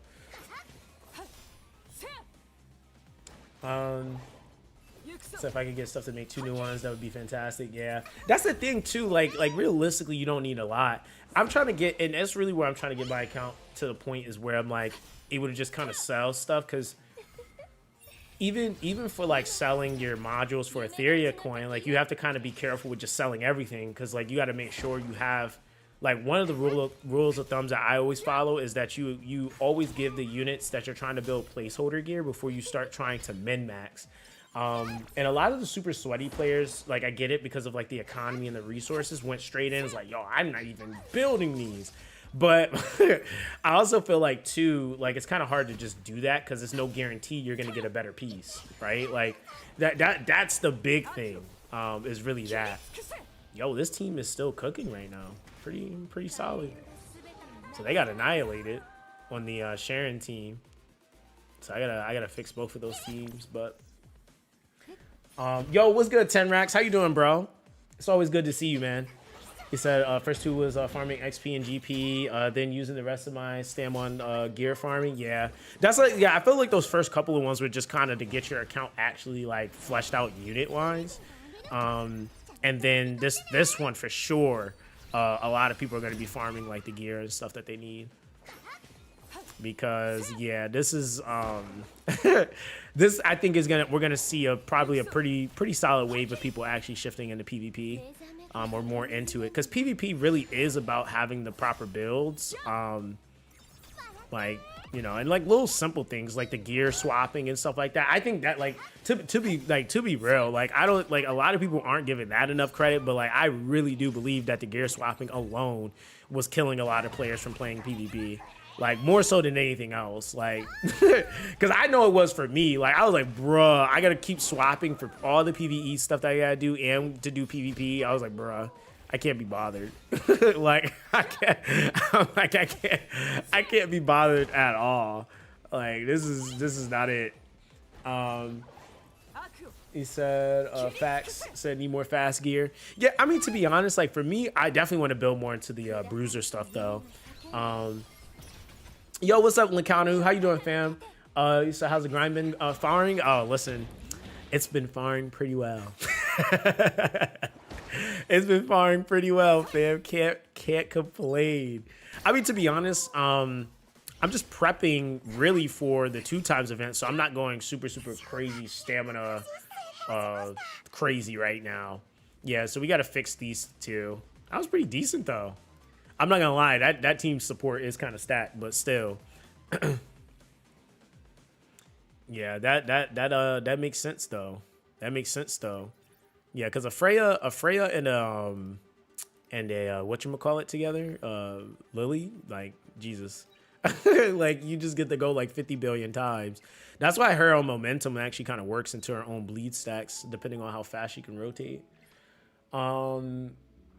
It's that formations didn't add enough for me, so I can't do anything other than PvP while continuous battling if it's an odd setup specific to that farm.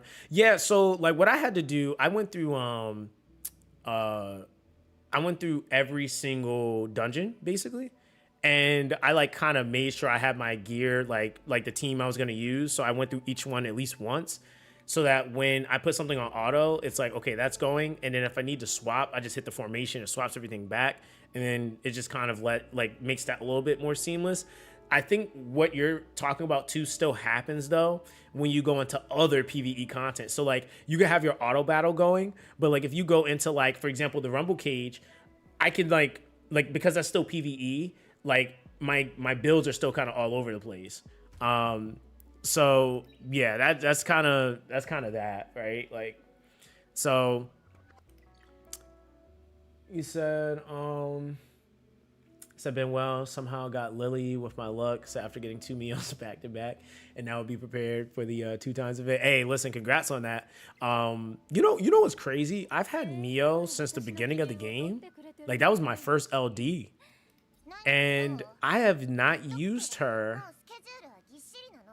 I've not used Mio in like, if I'm being 100% honest with you guys, I have not used this unit in probably like a good 40 days. Like, like it's crazy. Like when I really think about it, I was like, yo, I really have had her.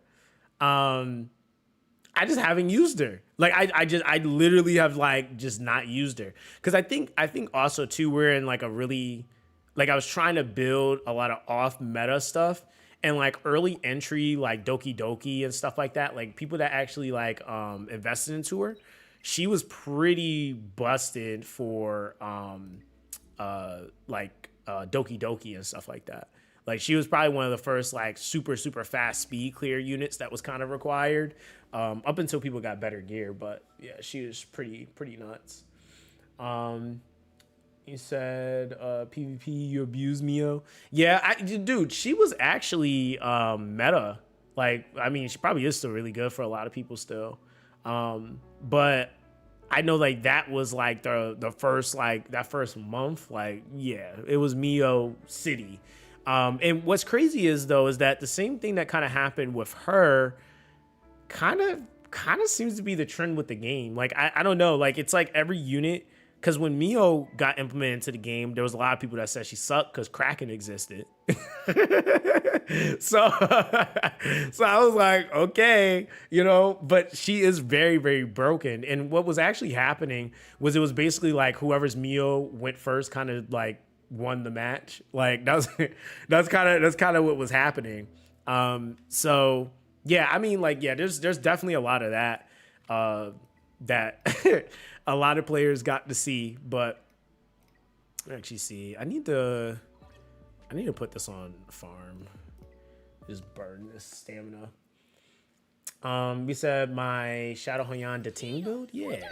Hold on, let me see. Right now, my Dating is built like this right now. He has like no crit, but who cares? Cause he marks. So I got like I got like 194. So he's on crit damage. I finally swapped him over to a Fury Edge, so he does get. So he's technically on Keen Eye Fury Edge. I need, and that's what I've been farming. Is actually getting the 3 bonus on a Keen Eye, which I don't think I have that for the crit damage yet. Yeah, not yet. I don't think so. Yeah, I don't think I have it for the crit damage yet. But yeah, the game is being lovely and won't give me a, you know, another. I think it might have just given me maybe today or yesterday for Fury, but I still need the 3 bonus. Yeah, like that. They give me that piece right here. This is like the first one. Like, bro, will not give me the slot. I don't know what it is. But yeah, I need a 3-piece combo for the Keen Eye, because that's the only way you can really run the 12-8-6 properly. But yeah, he still works with this team, to be honest. He said that level 9 gear. Yeah, it's kind of garbage. I mean, what is this giving him? It's like HP. There's like really nothing he really gets from this other than like maybe surviving a hit, maybe, kinda. I'm not leveling that. Like, so that's disgusting. Yeah, like, bro, but okay, so this is a point too for me, right? Is like a lot of people, like when you see my videos, I'm getting like full send clears too. But I also try to emphasize like my builds aren't that crazy yet. Like I'm still trying to get the pieces I need. And so that's why when people will complain about certain things, they're like, you don't understand. You got good luck. I'm like, I do not have good luck at all. Like, I'm like, bro, I still, at this point, look at this. I still got this on him. Now, granted, I could have leveled another piece, but I think also too, like another thing in this game, bro, is like when you're building up stuff, it's like you're all over the place too. Like you're trying to level, and that's the thing with Etheria coin too. Like Etheria coin is definitely still kind of a thing too. Like when you're trying to level everything, and especially like, bro, like let alone trying to, like I haven't like sat and gear checked really, probably since the last 2 times event, just because like, to be real with you, it's so expensive to gear check in this game. Like, so it's like you want to do more. Like I have tons of gear, right? But it's just kind of like you can't really do it the way that you want to, unless like, again, you're just taking your time doing it. So yeah, that's just kind of that. But oh wait, did I swap it to the right builds? I don't know what just happened, but hey, you know, rock with it.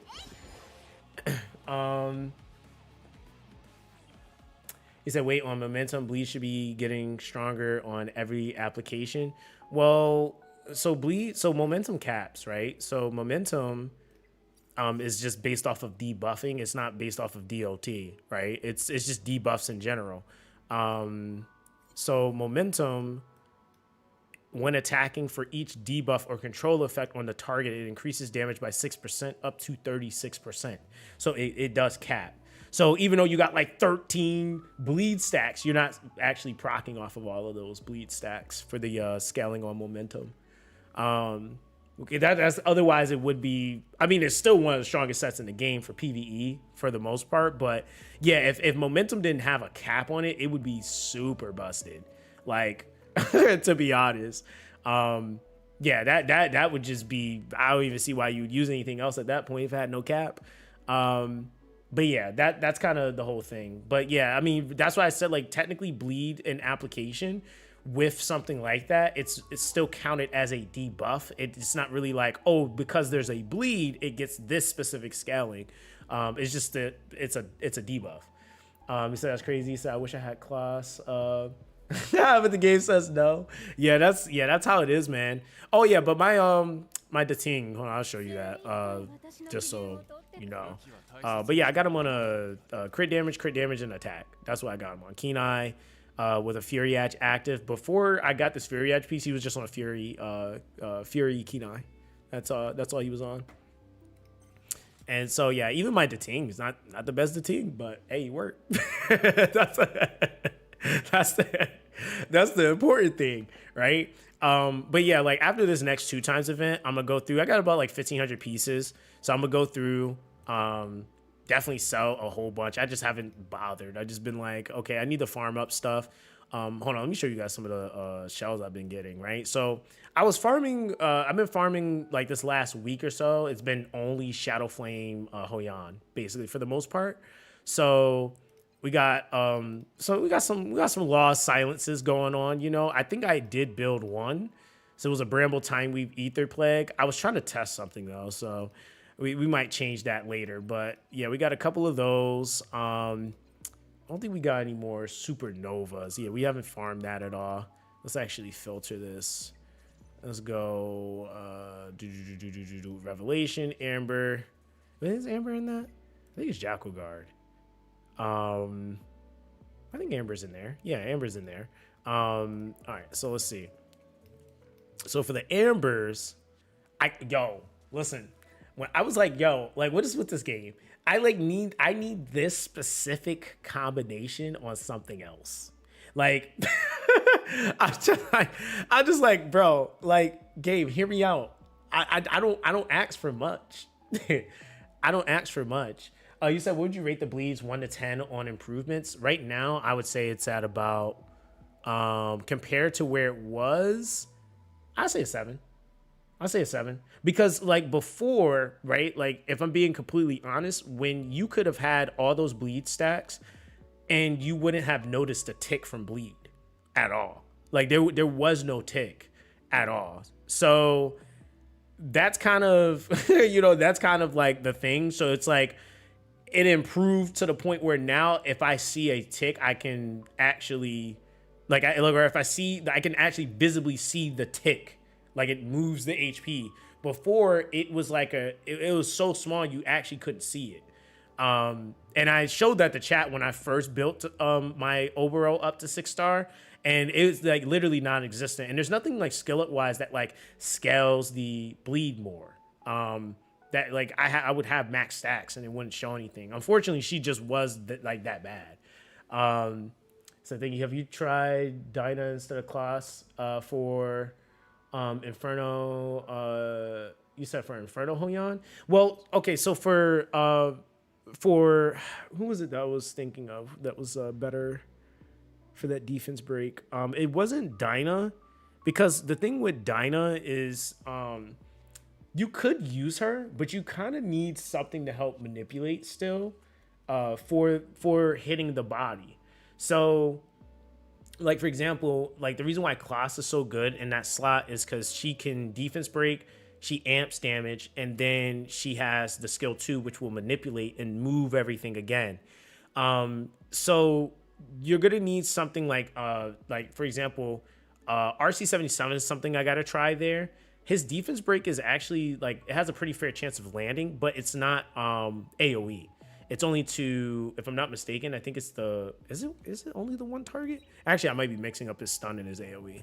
I think RC, I think it's the defense break is single target, but I might be tripping. Yeah, because Dyna doesn't provide the, she has the turn meter pushback in the skill 1, but that's just not, it's not like realistically enough for, the 2 ads. So if you actually leveled your skill 1, it would work on the mid boss, or Hoyan, but that also then is kind of like a matter of like, do you want to do that, right? It's not going to really affect the ads on the side, which is kind of the real problem. Like Hoyan is an issue, but the Durans are the bigger issue, to be honest. So like her skill 3, like obviously you can get the scaling from that.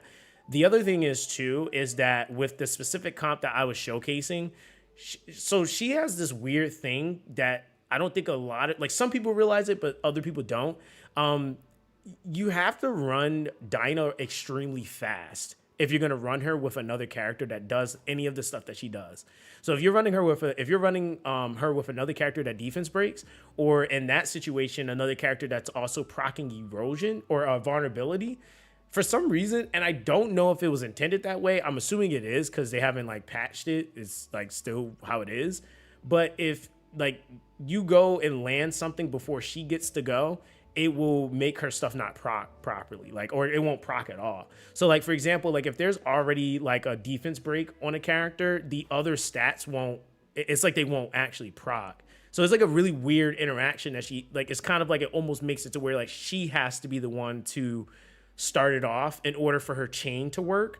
So like that's where you kind of also have some like issues too if you're running her with other debuffers that do this similar things, because it's like it's almost like the way they programmed her chaining and her kit. It's like if she doesn't proc that initial defense break herself and it's the first defense break, it doesn't cause the chain reaction basically. So it's like it's just really, it's really weird, but it's how she's set. It's so it kind of like it just makes it harder to like kind of just throw her into stuff, because you have to be mindful of that too. So that was something I noticed like probably a little bit more recently, because I was like, I've always seen it, but I never actually like really took time to think about like, okay, wait, that's what's happening right now. I would just see it not land. I'm like, damn, she's trash. Like, and I'm just like, yo, like, how'd you not land that? Like, that's like kind of hard not to land. And I'm like, dude, she got like 200% accuracy. Like, that's crazy. But yeah, that's another thing that she kind of runs into. I was testing out, and I might have to 6-star her to really be able to see her potency. It's actually Ren. So I did 5 out of 5. I maxed this character out completely. Dude, I'm a madman. Like, if I feel like a character is like potentially something I could use, even if they're not necessarily the best right now, I feel like, hey, they might adjust them or they might get a buff. Who knows? I maxed out Ren, dude. I went all, and respectively so, in order to get this character to actually work properly, she has to be maxed. I think that's one thing I was able to at least confirm. Like, if you really want to take advantage of as much taunt, you have to max her. Yo, what's good, VI Biggs? How you doing, bro? Yeah, she has to be maxed, because what I was running into is like I would get the skill 3, and this is also a thing I was using for, and the reason why I'm mentioning her is because I was using her in Shadow Flame Hoyan, and I was also trying to use her in Rengoku. So with her, it's like you can get the skill 3, that taunt is pretty consistent, but then it's like, okay, I got that taunt, I go skill 2. Skill 2 is nuts. Like, that's definitely really strong. And they buffed it. I think it was that or her skill 3, or it might have been both, but I know she did get a buff. But then her taunt in the S1 is kind of important. So that's kind of a thing. Yeah, that's kind of the thing with her. Like, that taunt in the S1, making sure that she's still continuing to take hits. The problem is though, is that like if you're not rotating her, or if she's not fast enough, then you're not able to hit those cooldowns quick enough. And then you're kind of in this like weird window where she doesn't have the ability to really do anything. So I feel like for her, she's going to need to be built on like a time weave. And she's definitely going to need something maybe also with her to help her cool down quicker. So it could also be like shell combination with the time weave. Because that I think is going to make her work properly, because she actually has a pretty low cooldown on her skill 2.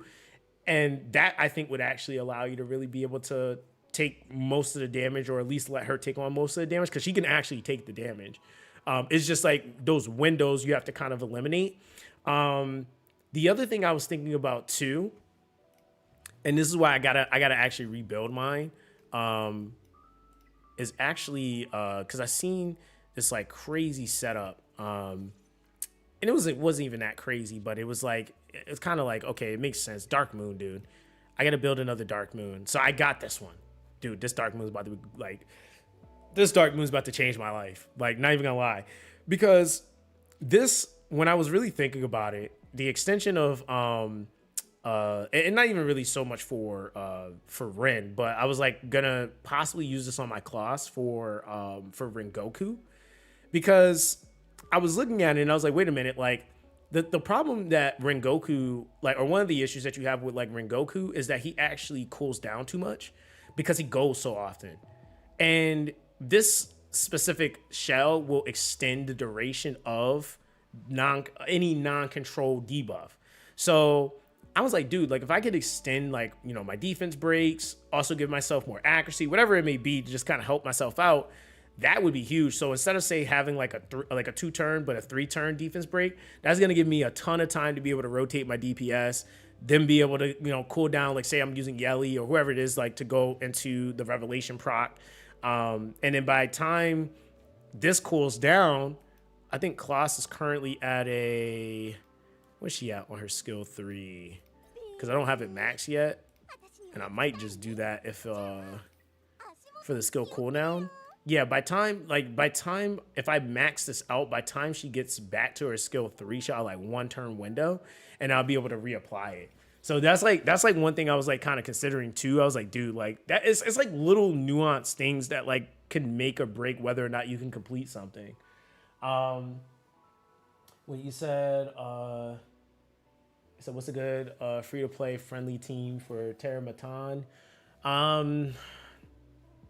DPS wise, I mean, options you got, like, I don't know what you have, but like you have like the Ting you can use there. You can use Valerian for sustain. Valerian is kind of like probably one of the easier entry level like units just because of what she does. She death prevents, which is kind of important. Because Terra Matan gets faster and faster and faster the higher up you go. And he gets so fast, in fact, that like by time you get to like Inferno, he's gonna more than likely kill someone. And she basically can prevent that up until the point of you being able to actually get characters to be a little bit faster. Like Valerian is huge. Her skill 3 needs to be maxed because she uses that before the fight even starts, which is what makes her so good. Obviously single target damagers like the Ting, like when you shift into Inferno though, like a lot of that entry, if you is like especially early entry, is going to be 2 DPS. It's going to be like a Ting and a Hoyan or a Ting and a Chloros, or but even those setups are like a little bit specific, right? The easiest I would say for climbing, like if we're talking about like the easiest team you could do is actually a dot team, but outside of that you have like Kachi the guard that can be used, and like some like slower comps just kind of keep your team alive. You got, I'm trying to think who else you can use in that. Let me go through the characters in my head right now. Technically Hell Kid can do it too in a much slower comp, but I think the Hell Kid does require investment. Yeah, I don't know if there's Mia can do it as well, as like as far as like extra sustain cooldown. Your strip probably like up in like the higher stages, your strip is definitely gonna either be like a Hoden or a Heinrich. Veronica can technically do it too, but that's also another type of like setup. So it just really depends on what you have. So like really, like it really depends on what you have, bro. So I say assess bleed before the vote. Instead I give it 10 in getting buff department. Said affect accuracy. I'm probably gonna have a video for it once I'm able to actually build the stuff up that I want to be able to test it. Because I can't fully test it the way that I want to, at least for showcasing right now. And that's just because I'm waiting for these events so I can build up everything. And then I'm farming the shells right now, which is kind of a pain, but hey, they gotta do what you gotta do. All these trash rolls, all right, that's cool too. We'll probably max refill today because I feel like we might as well. You said Dark Moon Colossus is goated, especially for Ringo. Said add in max S3, boss is permanently debuffed. Yeah, that's what I'm probably gonna do, bro. I'm not gonna lie, cause like that's the thing. Like I have her, so I might as well do it. Oh, I did get that approval too. I'm probably gonna announce it in my Discord. I'm probably gonna start doing some account review stuff. So I actually have a specific like I guess developer that covers like America and Europe. They actually said it's okay, because I was trying to make sure just in case because I didn't know what their TOS was on like pings or like suspicious activity. Jesus Christ. So yeah, they actually did give their approval for that. So I'm gonna probably start doing some of those. Probably do some video format stuff too, for like account reviews and stuff like that. You said she got power crab by new units. Wait, who? Who are you talking about? Yeah, so yeah, I'm gonna start doing that soon. Because yeah, bro, I mean, to be honest, like I know a lot of you guys that came from Dislike. This game is harder than Dislike. I'm gonna be honest. Like it's like this game is like you can't just like as much as I would love it to just be like, hey, you could just be as casual as you want. Like this game is not casual. You can be casual, but the game is not casual. This game definitely like requires you to actually like kind of play and like think about what you're doing. Cause like even like a lot of my setups, bro, I had to legitimately make them. Like you can't like like even like so much so like when I was looking at like my rolls, I'm like, dude, I'm not getting any speed. Like how the hell am I gonna play this game? I had to really sit, and I mean like hours of me just sitting there doing it. And I don't mind that as much, but I know that the average player does like is not gonna do that. Like they're not gonna sit there trying to figure out what that one thing is gonna be that's gonna make their run 100% or actually give them the clear. Like people rather just see a guide and get the answer from it. But even then, dude, it's like hey man, like some stuff is just not even doable until you get lucky enough on like a specific gear roll. Or I had to like test a lot of like I was doing like a lot of gigabyte setups initially, and that was super like RNG heavy, like, and like testing that, making sure I had the exact speed so that whoever was on 1 gigabyte didn't rotate in front of the other person on another gigabyte. Like it was super sweaty, but yeah, nonetheless, it was fun. But like I said, there's some characters are coming in, like the Nilu is definitely like kind of bridging that gap a little bit to make it a little bit easier for those players that have been grinding for a bit to get into some of this other, like into more of the in-game stuff. Cause yeah, up until that point, like it's kind of like the slot in the role that Nilu fills, like she does a lot. She like literally counteracts some of the stronger bosses for sure. You said Red Kachi. Yeah, Red Kachi, I don't even know why they buffed him, but hey, we take it. Well, actually, I do know why. I don't know. I feel like somebody was listening to me. I feel like somebody was listening. I don't know. I feel like somebody was listening. They was like, you know what, Zox, you're right. Kachi does need that buff. Because it was a specific buff I asked for. I was like, dude, if he literally just had his stun at 50%, he would be great. Because it was like either you make it a multi-hit if it's going to be so low, or you just increase the chance of it landing, because it was just too inconsistent. It worked, but it was just inconsistent. So now he's super consistent, and that's why I'm using it on my my Shadow Flame Hoyan Inferno run right now. It's a freaking Kachi. Like, so he's great, dude. He's absolutely insane. But like I think even like shell wise, like right now I need a dude. I think I need a good Jackal Guard. I don't think the game's been that friendly to me. I think it's been pretty okay with the revelations, but not Jackal Guard, man. Yeah, oh no, I might be lying. This is actually pretty solid. Yeah, Time Weave, Swift Rush, Evo Guard. I mean, we could make that work. Yeah, actually, it hasn't been that crazy. These are literally the only 2 Jackal Guards I've gotten that have a 3rd Matrix bonus. I think, yeah, even the revelations have been kind of slow. I got 3 though. Like this one is Onslaught, Harvest, Fury Edge, Fury, Keen Eye, Swift Raid. I was like, hey, get me out of here. I will take that. And then the Ambers I actually have gotten a crazy amount of Ambers, but in comparison to everything else, but yeah, like that's like, man, this is like just the grind. So Rengoku, Shadow Flame Hoyan, I'll be and there up until the 9th, and then I'll be back and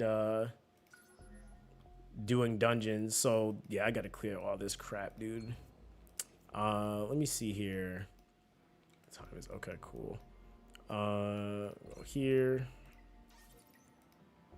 But yeah, so I'm hoping that yo, and chat, you know what I realized? Like I was talking to Ms. Zox the other day, and she was just like, you know, this game doesn't really have, and I might actually make a video about that because I actually want to know if people actually really care about it. This game doesn't really have interactive events. Like in the sense of like there's lore and there's like story and stuff like that. But I don't know like if people actually care for real. Like I'm almost on more the side of like I don't think people really do care. Cause like I feel like any other game that I've played, which is like almost every other gacha, even if like even the side story stuff still feels like it's an event to some degree. Like it's like, okay, here's the characters, they're interacting with each other, like stuff like that. Like there's like no character interaction at all. And the crazy thing is like I there is, but it's not in a game mode that I think most people even really care about. It's the whatchamacallit, the Anasync Echo. I don't even know if a lot of people actually realize that that's story content in there. Like that literally is awesome. It's like a whole story like tower mode basically. But it doesn't really operate like your traditional event. He said, wait, you saying the Red Kachi? What? Wait, you saying Red Kachi power crap Nilu? Wait, what are you asking about Nilu? Boom. Yo, did Chaos Zero Nightmare announce a release date? I need to actually look at that.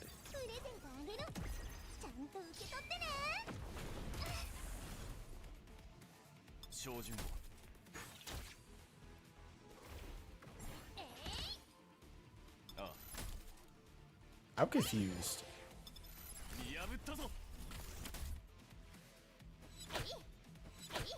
Yo, it might be bad that I actually like using Nilu a lot more than I like using my Lily. I don't know if that's a bad or a good thing. Oh yeah, and I gotta do all of this crap too before the event comes. We're going shards, Etheria coin, go random boxes. Okay, yep, Hydra crystals, we'll take that. Thank you, game. Thank you, game. All right, there we go. October 15th? Wait, is it October 15th? Oh, that's gonna be lit. Yeah, because like my main two games I'm playing right now are this and Silver and Blood. Those are like my main games I'm playing right now. So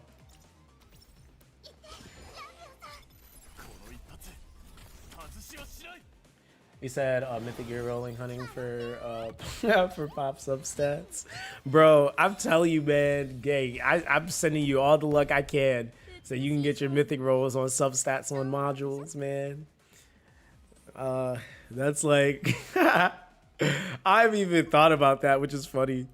I literally have like mainly only focused on getting one speed roll if I can on a passive, mythic passive on a shell.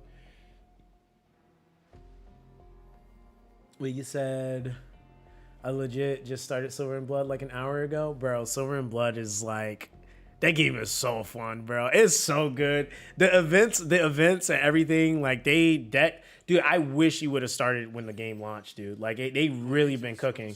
And the one thing that to be fair, that they're doing extremely well, that Etheria really needs to pick up the pace on and just really honestly pick the ball up and like get on it, is skins, dude. Like, I mean, this game got skins out like the wazoo, like, and the game just came out, like it just hit the 30-day mark like last week.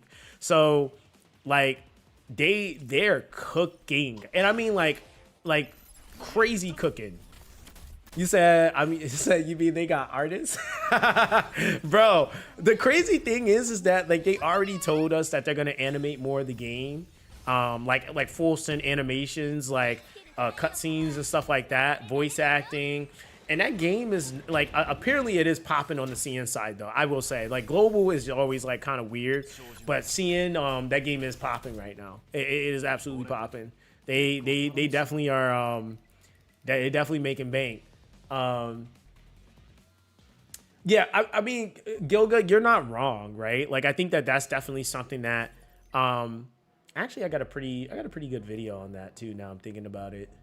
Yeah, because that's actually really fair, right? Like I think that's been kind of one of my things. Like I got the Holden skin and the Messiah one, but that's just because of the variation of it. I was like, I don't mind the $10, but in reality, is $10 a lot? Sure, right? Because like in reality, like say like take Silver and Blood, you can spend an extra $5 and also get a battle pass and also the skin is better. Like, so the skin is actually like completely different. Like it's not the same character. So it's definitely you know, it's one of those things that I just feel like it's a huge money making opportunity that they're just kind of missing out on, to be honest. And I'm not gonna lie, the other thing that game does extremely well is base skins. The base skins on characters are actually good. So like it doesn't even feel bad if you don't have a skin. But the other thing is too is they've been giving out free skins too, which is like, and I mean not just like the rink-a-dink, like look at the MC with a Halloween hat on. Like it's actually like legit, like the free skin they just gave looks like a paid skin actually. And they had like a 1 week window on it initially, and players had asked like, hey, like we think that window's kind of short, like could you guys extend it? They extended it for a full 30 days so that more people could have an opportunity to get the free skin. So little stuff like that, I was not targeting you at all. Little stuff like that like really makes a big difference in like a player experience, whether you know how you can retain retention, keeping players coming back to your game. Those are like the metrics you're really looking for, right? And then the game is and yo, I'm telling you, you would not think that game is competitive, but it's mad competitive. A lot of people that, if you guys are familiar with like Eden and stuff like that, a lot of people that were playing like Etheria competitively plays Silver and Blood competitively. Like they have legitimate leaderboards. They have like you know, there's obviously PvP. They have like the three, it's like 3v3 teams. They have it's like PvE like leaderboard stuff. So it's like a boss that like, which is crazy is that like it has, if you've been playing day one, you should be able to clear it. But then they have like further scaling. Like if you score more points, you get higher rewards and stuff like that. So the guild content just picked up too. You said if they put out more guild content, it's gonna go crazy, bro. I'm telling you, two things that's gonna make this game like just go crazy is a collab, and I definitely agree with the guild content, because the thing is the guild content they dropped was actually really good, because it was like the Union boss, but the rewards were nuts, because it was like every time you killed one of the bosses. And it was like it was so interactive. Like everybody was like kind of doing it at the same time. And so like you could like kill something and then it's like, all right, cool. We need to go kill this next one. Who has a better team for that? Like it was so like different in how they set that event up. Like I gotta say, like they did really well with it. Like so far, like there was some people that are kind of like trying to rage bait and like create drama on Silver and Blood, but like to be real, that game had like the drama made a lot of it made no sense to me. I was just like, bro, like this game is like, it's super accessible. Like you literally don't have to complain about much, really. So yeah, Silver and Blood is just really, really good.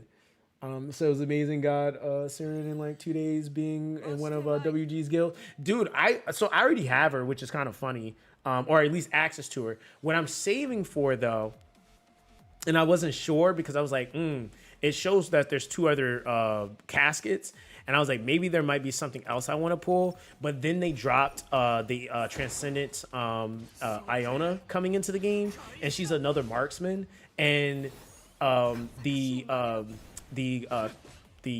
it called? The guild character or SSR, she actually buffs marksman. So I was like, damn. I'm like, I might actually have to get her. I'm like, bro. You said, yeah, got her with the guild bosses, and it was awesome. Yeah, dude, and what's crazy is like, yeah, the amount of currency they gave, they're acknowledging the fact that their game requires a ton of dupes. That's probably one of the first games I've seen that actually gives enough currency to make it where you don't, like, this is actually, I mean, guys, I've been doing this for like literally almost like a decade. This is the first game I've played in the gacha scene that I'm actually okay that the game has dupes. Like I mean, like a lot of dupes too, because it's the base copy, then 3 copies to 200 when you're trying to work towards that, and then another 6, right? So in total, it's 10 copies that you need, right? I don't even care because they give you so much currency. I'm just like, dog, like, I don't care. Because the thing is that the other thing is too is the game is still playable even if you don't have the units duped that far. Like the main thing is really getting those first initial 3 dupes after the base.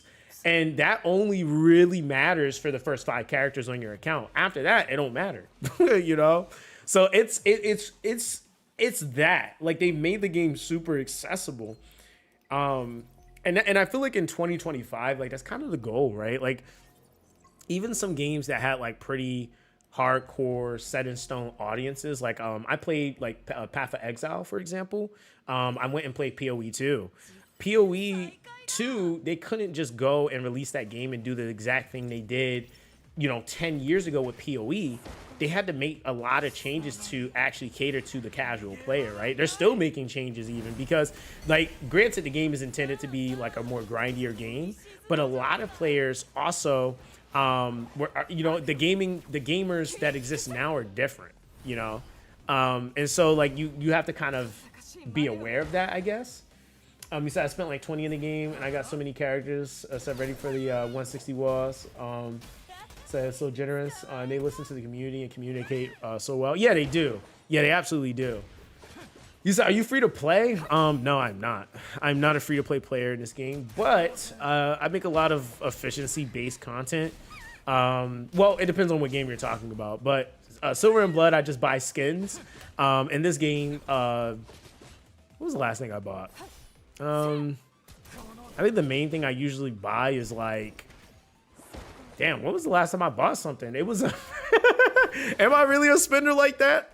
Last thing I bought was, damn, I don't know if it was that. I think it was maybe a lattice so I could finish building a unit, but that was it. Like, I skip a lot of packs, to be honest. like I don't really spend that much now thinking about it, but I have spent on my account.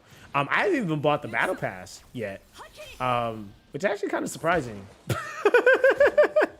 Like, yeah, I just like, dude, because the thing is that, like, I think once you kind of grasp the concept of the game, which is that it takes time for you to actually do stuff, it kind of, like, for me at least, because I'm so used to playing gachas, it doesn't reiterate or it doesn't really emphasize the need to rush things, right? Because that's the intent behind the game. It's like, okay, you grind it and then you get stuff, right? So it's like, well, I might as well just grind it. Because at the end of the day, it's like, it makes it to where, like, even if I was to rush and, like, let's say I bought every lattice I possibly could, right?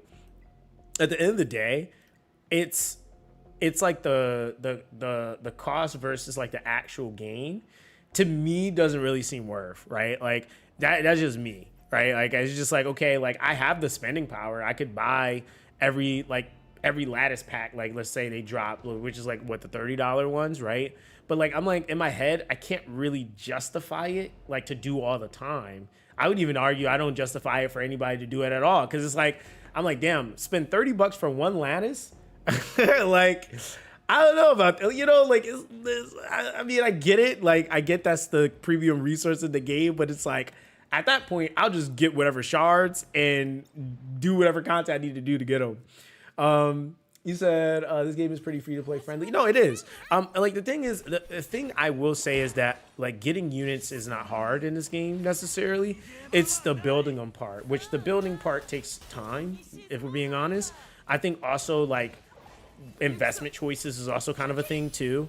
Let me see. I just like kind of goofed there on targeting.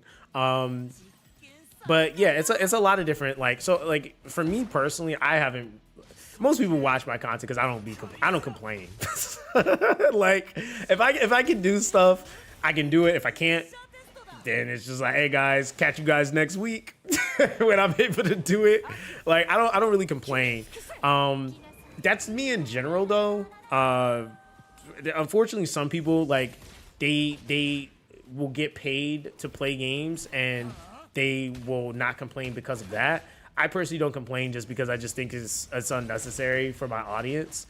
If there is a real issue, I don't mind like talking about those issues, but I'm not gonna complain or whine about it. Like there's some people that like I don't know. Like maybe it's my adult brain. I don't know. Like I don't know what that is. Like maybe it could be that like I just don't like, for me, I don't really like getting on camera and whining about stuff. Like that's just me personally. Cause I think at the end of the day, and people don't want to hear it, but it's like if you're playing gacha, dude, you're signing up for something structurally intended to be scummy. Like that's just how I perceive it. So like when stuff doesn't pan out a certain way, I kind of just feel like it is what it is, right? Like it's like, yo, that's what they do. Like, but I also tell people too, like, hey, don't spend money. You maybe need to make sure that before you are doing stuff, you vet the game. I feel like that's all gacha though. You said I think more CCs should give more light to the issues in Etheria though. So there's a lot of issues that is. Well, okay, so here's the problem, right? It's one thing to give constructive feedback, which most aren't doing that specifically. There's a difference when you give constructive feedback versus like, I'm just gonna complain and try to like create a shitstorm and set the game on fire. That's not really helping the game because it has issues. Also, not every single person speaking out really makes a difference. And like, if we're being real, right? Because the thing is that like for me, I have more of access to being able to speak to devs directly. So that's what I've done. I used my power that I had to speak to the devs to give feedback. Some people like, again, like for example, right? What we had in the beginning of the game, a lot of people were making like claims of things that just weren't true, right? Like for example, the game can only be played if you have Lily. Not a true statement. Point in case, we have homie Barcode, me, I mean, a whole bunch of other people, Scion, literally doing content. We had to like, I don't think that like that one statement made it so much harder for us to make content because at that point I couldn't just play the game. I had to actually intentionally start shifting my content to show that you could do stuff without that character. And if you look at 99% of my videos, it does not have Lily in it because of that one comment, right? so it's like sometimes you think feedback can be helpful, but sometimes it like because it created this construct that I can't play the game unless I have this character. And this is before any buffs or new characters are implemented. You had dudes like Barcode over here playing with freaking Sybil and Kachi and Kachi the guard and like all different types of stuff. It made it easier, sure, but it definitely created this really hard precedent to like kind of like build against. I will say it took us more time. I won't argue that. It definitely took us more time to build stuff, but it wasn't like Lily's the only option, which I think was just kind of like that, right? But yeah, I think my whole team just died. Wait, you know who we need to put in here? Is this my red? Oh, it is. You know who we're gonna put in here? We're gonna put Kachi in because I'm just now realizing I'm not paying attention to this. Yeah, we gotta put Kachi in here so you can shut those two ads down on the side. He said, yeah, you definitely don't need Lily, but she pretty much makes everything 1,000%. But this is where like that whole meta construct push kind of comes into play because there's plenty of people that have Lily and they're still not clearing content. Like the thing is Lily, and this is where also the president of like Doki Doki being trash came from, was the fact that people weren't trying to build slower comps. They were only trying to build fast comps. And so the problem is that Doki is not necessarily intended for speed comps. Her kit is intended for over time ramping. So she gets better in longer duration fights. Lily is intended for bursting, right? So a lot of the requirements to really get that character to work properly, you need the DPS properly built, you need crazy speeds. So a lot of people that were pushing like certain narratives had those things, they had the pieces to the puzzle to make it work. But then when it like really came down to the average player doing it, they're like, dude, why is my stuff still not working? And it's because of that. Like they were missing that information. So it still was setting people up to still not succeed.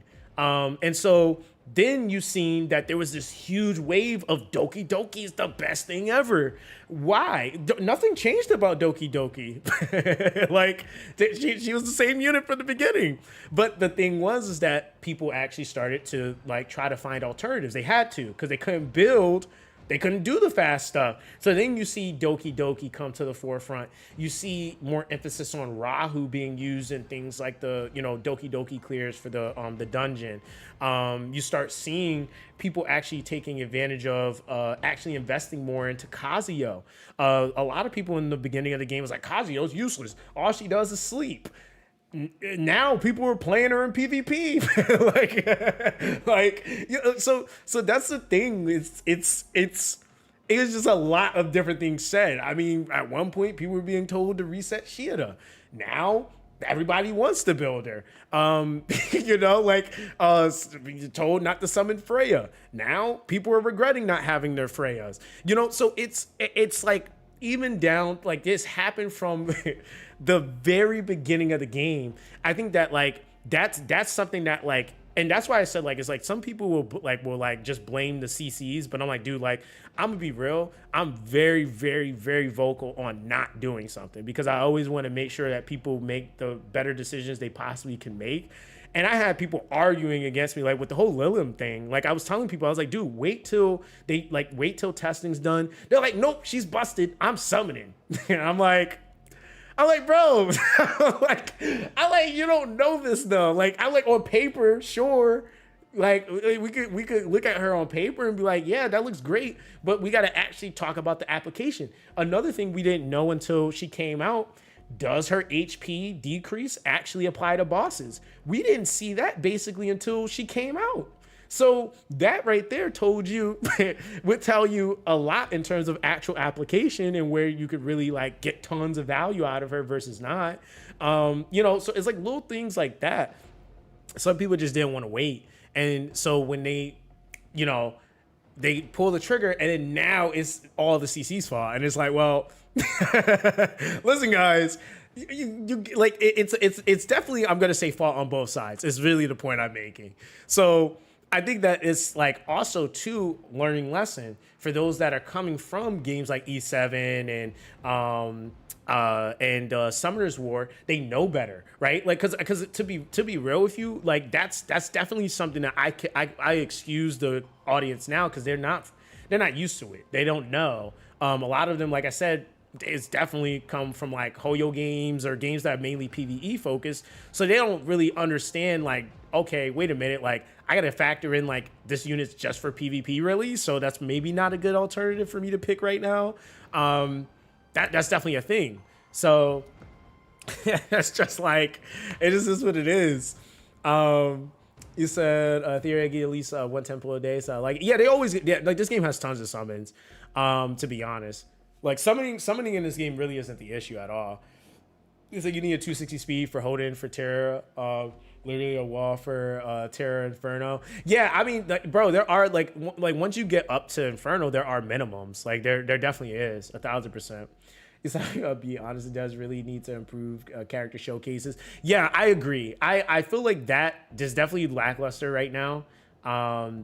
Yeah, we need more emphasis on like that information early, because the thing is that I don't think it's not gonna hurt anything if people know, but all it's gonna do is allow people to know firsthand, like a little, okay, cool, maybe. But even then, I will say that even with that information, people still gotta wait. Like that's just like you say, you can expect everyone to wait. Some people don't watch creators or go on Discords, and they absolutely cuck. Yeah, but that's the thing though, like.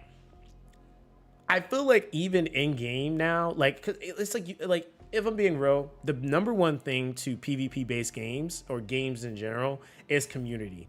Like granted, there's people that will troll you and get you to do something like really dumb, but I will say I think like it's really important that like if it's not like Discord or Reddit, or you got to find somewhere or something to get information from, because like otherwise you're just gonna always be in a weird spot in these types of games. Unless you're super savvy yourself, then that's one thing, but if you're not that savvy, you need a source of information.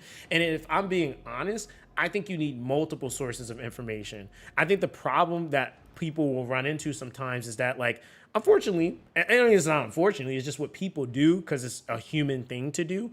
We all formulate biases around stuff, right? So like, based off of my experience and my perception of the game, I believe that this could be good, right? But somebody else's experience and their perception and what they had to, like, you know, go against or like climb out of, their perception of a character could be completely different. Like I said, like, for example, the guy I had a debate with if Hoden was only a PvP unit versus him being able to be a PvE unit, right? His experience was straight, oh, that's only a PvP unit. My experience is like, hey, bro, I didn't have this, so I had to use him for PvE. That dude was doing damn near everything for me. And then he's also a character that can transition into PvP. But again, it's like neither person was really wrong, because he's right. Like, if you're looking at a character like that, his value is so high, you might as well just max him out because you're going to use him in PvP too. And that's like, again, it's like, it's going to be different perceptions based off of the experiences that people have. So like you said, Zox was a day one Hoden believer, bro. I pulled them. I was just like, yo, I like how he look. I bought his skin and everything. I didn't even test him. I was like, yo, I see his kit. Certain things though, I will say, like, there's certain things that even if you read them on paper, is going to be OP. There's no way you can read 100% turn meter pushback and increasing a character's skill cooldowns all the way to max. That's not busted. The one thing I will say though that we didn't know, because they did the same thing that they did with Lilim, was we didn't know what his damage modifiers were. And when we got the, what was it, the 480% modifier shown for him, I was like, oh damn. I was like, yeah, that's gonna be kind of nasty. I didn't think it was gonna be one shot nasty like that though. Like he's really strong. So yeah, Hoden like off rip, I just felt like his value was really high. And then the fact that he's one of two characters that has the ability to inflict resistance down, I was like, yeah, like that's kind of also what made Marvel so good too, was like that. It lowers your stat requirements for you, which can be like super beneficial. So yeah, it's like, yeah, it's little things like that, man. Like I definitely will say, like, this game has been a process, man. It definitely is. I feel like it's gonna get better over time, but what you guys are saying is true. Like the communication across the board definitely does need to get better, because I think the thing for me is like I said, I don't complain, but I also think it is like one of those things where I am actively watching smaller development teams. Like I don't think people realize, like say, take for example Silver and Blood. Like everybody, we're all over there playing that. Silver and Blood is a small brand new team, right? They're very small, very small. People that just went out to China can confirm that like the XD team is pretty big. So when I see like the small development team putting on for the community, communicating, they're giving them the great QOL that they need for their respective game. They're guaranteed, like they announced the other day, like, hey, we know that we're adding a lot of units into the game, so we're going to guarantee that you're going to get one of them every 2 units, or every, like, yeah, so every time they add a unit, the next one, you're guaranteed to at least get a copy of them. Like, little stuff like that. I'm just like, it's like, again, in 2025, when you're dropping a gacha, you gotta come out like guns a-blazing with the appeal. Like, and then the thing that really is gonna take your game to the next level is when you can maintain it. Like being able to like keep people interested after that first 30, 60, 90 days. That's really what separates your game. And so I only think, like, I've only seen Silver and Blood continue to grow. Like I haven't seen it like just take like a crazy dip. It just keeps growing. Every time I stream, there's somebody that's in the chat that's like, yo, I just started Silver and Blood today. Like, you know, like I just started it last week, or I just started it yesterday. And that's like, that's kind of nice to hear, you know, like that to me means that they're doing something right. And as much as I love Etheria, I don't hear that. Not saying there aren't people like that's obviously picking up the game and starting, but I don't hear anybody like coming in like, hey man, I just started, right? Like that's something that like, it's like, hey, obviously something needs to shift for that to kind of, you know, kind of be more of the norm. Cause yeah, you definitely don't want new players to not be as you know, consistently coming in. Yeah, that one change changed everything. Just putting freaking red Kachi. I hate this game, but I love it at the same time. Yo, that one character, dude. I was literally getting rotated to death. And then you put Kachi. This is a freaking rare unit. Freaking busted. You said I need that Transcendent Iona. Dude, she looks so freaking good, man. She looks so freaking good. Yeah, I definitely am pretty excited. Pretty excited to pull for her. And then like after this last event, dude, like that's what I mean. Like this last event, I got, shoot, I don't even know how many pulls that is. It's definitely a lot. It's quite a bit of pulls. Definitely a lot of pulls. All right, so we beat that one completely. Yeah, bro. See this game mode, man. Were you able to do this yet? Oh, we are. Okay. Should be okay with that team. It's a releasing a unit for just PvP with the majority of player base stuff on getting through Inferno was a terrible call from them. I mean, you know what's crazy? Like the real, it's like, it's crazy because I agree. But the problem was that the character that was actually kind of helping the PvE problem was Nilou, and they put her on the banner with her. So like, it kind of didn't really help because like, you kind of had to like you kind of had to chance it because like I know that probably happened to somebody, or like let me try to get Nilou and then like spark their LD guarantee by mistake, not really, or not even by mistake, but not trying to get the LD, so that it was kind of the risk there. But in reality, like Nilou kind of was that character, like because in all actuality, her viability is really high. I would even say utility is really high. Like that girl, I took damn near into like most dungeons. Like she literally can be used in a lot of stuff. And for me, those are the types of characters that I wish, like that's one thing that I actually kind of liked about Dislight, was that they had a shard system. Like this game has it, right? They could easily do it where like the world chat would have, and it's kind of like the system that Summers were used, where like there was like certain characters that you could farm. And you would just have to kind of go into those like those dungeons to be able to get the shards for him. That could have been like such a great character to throw into the game as like the first like maybe shard character, or they could have even like maybe gave that character, because that character's like, she's so freaking viable, like she's insane. So I feel like the character that people were expecting to get from Lilium was really Nilou, but like it's just the fact that again, it was like, okay, your options are, I either pull on this LD banner to get her, or I'm gonna pull infinitely possibly to try to get her from Perma banner. And it's like, who's doing that, right? So that ended up more than likely for most people, if they didn't want to pull Lilium's banner, was a skip, right? Like it's just like, okay, I just don't get anything right now. And so yeah, that definitely was like, I definitely think like for the SSR, which is usually the main focus, that definitely kind of like sucked. But I will say though, with this game, one thing that I've been trying to remind people about is that this game has a super high emphasis on keeping SRs relevant. Like SRs are actually really, really strong in this game.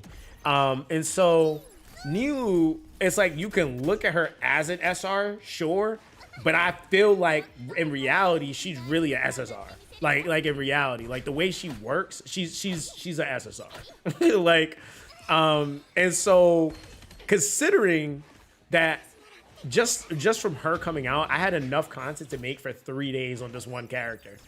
It's like that kind of stuff like speaks a lot for that character, because again, like you know, you kind of can have some characters come into the game and it's like, you know, they do one thing, that's cool, but dog, her being able to do like as much stuff as she can do is just crazy. Like I again was thinking I was gonna get the more value out of the skill 3, but her skill 3 is great, her skill 2 is great, and then that skill 1 is just extra sauce, really. So she's really good. Yeah, we're gonna go lattice here. All right. So we cleared that part. I think we need to do this part. Wait, why is it still locked though? Did we not get around here yet? I guess not. Beside Max Nilu out and fully invested in all her skills, taking her into 5-star. She is the answer to the Lily argument on content. She makes Sania pop up. Yeah, she's really good. Like just really good. That's why I said I wish she was like definitely more accessible for her to be as valuable as she is, considering like the sentiment that a lot of players are having with trying to get through certain things. But yeah, I will say that like that's definitely something that I think, if I'm being honest, I feel like that could be possibly in the works though. Like I feel like they could be working on some stuff for like making the PvE progression in the game better, because to be honest, like if like they want the competitiveness and like certain things to stay high, they gotta get people through a lot of the PvE stuff a little bit quicker, just so that more players can actively be a part of the PvP scene. Because that's really, like, if we're being honest, like that's the fun, right? Like even when people play, like, you know, you play Epic 7, the fun is in the PvP. Like granted, some people do have fun playing the PvE stuff, but like the world tournaments are relative to PvP, right? Like that's what really like gets people active. They all engage, you know, they're all engaged. It's the PvP activity. And I think it's cool too when people can actually relate to the stuff that's happening, because people will see things in the tournament and they're like, now that's like something everybody's trying to adapt or try out. But if players aren't even doing it or not even like really able to get into it, they don't really, they're not keeping up with metas. Like, okay, like prime example, there's a lot of players that don't even actually know what metas exist in PvP right now, right? Like they don't know because they're not active. Right, so like the idea, like there's people that are like literally like, well, Willem's like not useful in PvP either. It's like, well, that kind of tells me what elo you're in. Like I already know, like at that point, because day one, I was like, yeah, she's definitely a more higher end spectrum character, but I can also tell like, okay, like if she's not giving you value, you got to be in a lower elo, and I was like, right, most of the time. That, or you just don't have the ability to fully build her properly. And that's the thing, I think now, like, given, again, it's been some days, people are actually starting to figure out the proper builds, how to play her right, you know, even drafting her properly, stuff like that. Like, you have to know that stuff, especially when you're talking about PvP. Because if you don't do, I mean, honestly, you lose most fights if you don't draft right. Like, that's just kind of that. That's kind of, yeah, that's literally how that goes. So... yeah, not drafting properly. Yeah, you get cooked just off of that alone. Really. All right, here we go. You said, did you fight the Nico Nana? It says crazy. Well, you talking about in this? No, I'm about to be there. I did the other two bosses. I'm gonna be honest, Nico Nana's probably gonna be easier for me, because I don't know if my account's really gonna be a really good testament, like in comparison to like where you might be at, because my account actually has some investment on it now.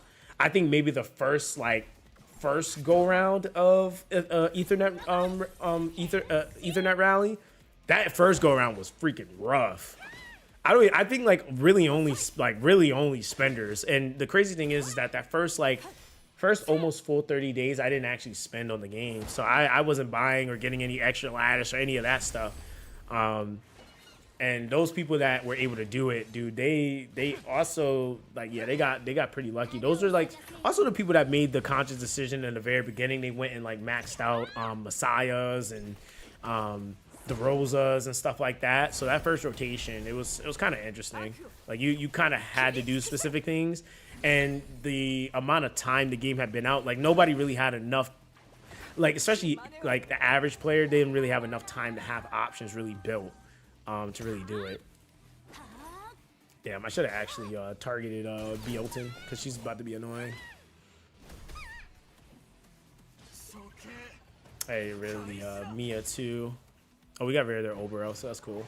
Oh wait, but forgot Beoten can freaking revive. He's had maxed out Masai, didn't regret it till I got to Inferno. Yeah, that was the other thing too, was like the phases in the game, man. It's like the things that allowed you to do X thing in the beginning of the game, like definitely shifted. But you know what's crazy? Like when you really think about it though, like there's some of the characters, like take like the Kachis or trying to think who else like can like work all the way up. Like there's some characters, yeah, some characters just work all the way up. It just depended on what you were doing. Like thresholds, like most of the turn meter pusher characters kind of died out. Up until the point of you actually fully building them like properly. Cause like take for example like Hoden. Hoden's still pretty solid, but his pushback is like one of the better pushbacks in the entire game without any like stipulation behind it. Cause I think Lilith obviously is really good pushback, but hers requires you to land a graceful initiative. And not only it's not gonna really be something you can use in like Terra Matan, cause yeah, she's actually disadvantaged, so she's gonna get clapped in there. But yeah, that was definitely like a really big thing, was that transition. And like I said, when a lot of the forthcoming information is like is basically, you know, like, hey, build this super strong in-game character, like that really wasn't helping the average player, because the average player really should have been building like more characters from the lower rarities. That's what I noticed too was happening a lot in the very beginning of the game. There was this heavy emphasis on only really building up SSRs and not building up enough of the SRs, and building slower comps. Everybody was trying to build the super burst comps but didn't have the gear for it, or the lattice to make those teams work, or the speed to make the supports facilitate those teams. So he said, I fully invested in Born, and I use him in Aurora, but I think I need to rework his build. Put him on Golden Line. Golden Line actually could work really well on him. You said they would pay for the bad choice to skip this banner. Now, I mean, honestly, like to be honest, do I think there's like a such thing as like a bad choice to skip a banner? Like, yeah, sure, to some degree, right? Like, I think like it's kind of hard to determine it though sometimes. Like, and then the other thing is too is depending on if you're free to play. Like, the other thing like you got to kind of like think about too with gacha games is like you could have like say like right now they drop. All right, let's say for example like go back to Yelly's banner, right? Yelly came out. You pulled on her banner, and then you're trying to recoup, save up for the next banner, and then when you get to like say the next LD banner, like respectively, so you need like 30k to really like hit that pity if you're trying to hit that. If they drop another broken LD banner, that might be one you have to skip because you put it on the last one. So it's like it's like at some point you're gonna miss something, right? Like you're gonna miss something. And I think that's the thing, is like you have to kind of like, planning is huge, making decisions that make the most sense. That's why I said waiting is like that's the real like that's the what you call it, it's the variable that you can control, because the other variables you really can't control. Like there's no telling that there's gonna be, like, for all we know, right, they could be doing this banner right now with this like little pity thing, and then the next RGB units come out and they're better than the LD unit, right? And then the next LD banner is like super uber busted, and then there's another pair of super broken like you just don't know. So that's why you have to make like the best decision for your account based off of what you need to actually complete. Again, the people like that pulled day one that maybe were free to play, I don't think it was like a good idea to do that day one anyway, just because you can't really determine off of one day if what this character's value is, if what they're bringing to the table is actually going to help you with the specific things that you need to be clearing on your account. And so like, you know, with that in mind, that's something that I think that like kind of shifts a lot of different things and how you have to approach the banners. Yeah, you said just so be free to play, spend money, bruh. Listen, that's the thing though. It's like the LD banners is kind of hard to be like, hey, just save your Animus prototypes, because yeah, that's like yeah, regular banner one thing, but yeah, the LD banners, yeah, I mean, it's definitely a lot rougher to just be like, yeah, go ahead and spend money, man. But yeah, like even those I've seen like people regretting like, oh man, I wish I didn't skip Yelly's banner. I mean, it's gonna always be like that. There's gonna be a new unit that comes out that does something really, really well. I think the thing though, and this is like kind of been my mentality, if I'm clearing something, I'm not right now, I'm not necessarily trying to get a unit that necessarily is helping me clear something I'm already clearing. Like I want to get and take care of everything I can't do yet. So that's like kind of my thing. Like, so I'm always looking for that. Like, what is this unit bringing to the table that I don't have? So that's like what I usually look at, is like, especially because I think a lot of players are missing that. Again, PvE facilitates PvP. Regardless of the economy, you still have to approach it like any other game that operates like that, where you have to create placeholders for everything. Like every dungeon, you have to have placeholders and units with gear, with placeholder gear, whatever it may be, to do that content, right? And then from there, you can actually start facilitating and looking at, okay, I'm doing this in 4 minutes. Now I want to speed this up, because when the next 2 times event comes up, I want to be able to do that quicker so I can like be done. You know, like those are things that you start to kind of think about once you have everything kind of operating. It's a lot harder to try to fine tune in the midst of like still not really being able to do stuff, or still having a ton of stuff to still do or complete. And that's like within its own right. It's just like kind of a skill set on its own. But let's see here. You said, is Holden golden lattice investment? Wait, you said is Holden good lattice investment, or does he operate okay without it? He can't operate without it, but like, to be honest, Holden is a character, for lack of better words, he gets better with it, like, to be honest. I would say, like, especially if you plan on using him even into like PvP and stuff like that, you're gonna want to have investment in him. Skill 3 is kind of necessary, because that actually shifts how you actually build him for him to be able to strip consistently. The skill 2 is absolutely bonkers, because it's a damage. Then it's also the 100% pushback with the max skill what's it called, increase. So it basically whoever he's hitting, a lot of the times he can kill, and then on top of that, if they don't die, they have all their skills increased. So now they're having to cool everything from the max. So that's a really strong ability. And his skill 1 is really strong because he counterattacks a crazy amount. Like, I would say if like you get Holden and you're like, I'm gonna PvP focus him, his skill 1 ends up actually being like super important, because that's what he's constantly using to hit. And he also reinforces defense break with it too. But like if you're using him in PvE, he could be used to buff strip. Still can use his pushback in certain dungeons, even with the mitigation, because it's such a high like value, especially with the investment. I think without it, it's like 50%.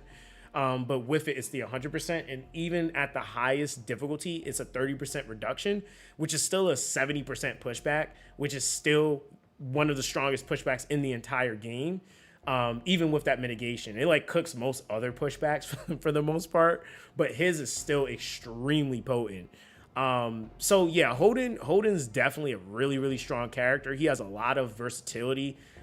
His PvE to his PvP build, depending on like what elo you're in, you can utilize like in earlier elos the PvE build on him, but in PvE he does become a little bit more. He becomes a lot more of a bruiser.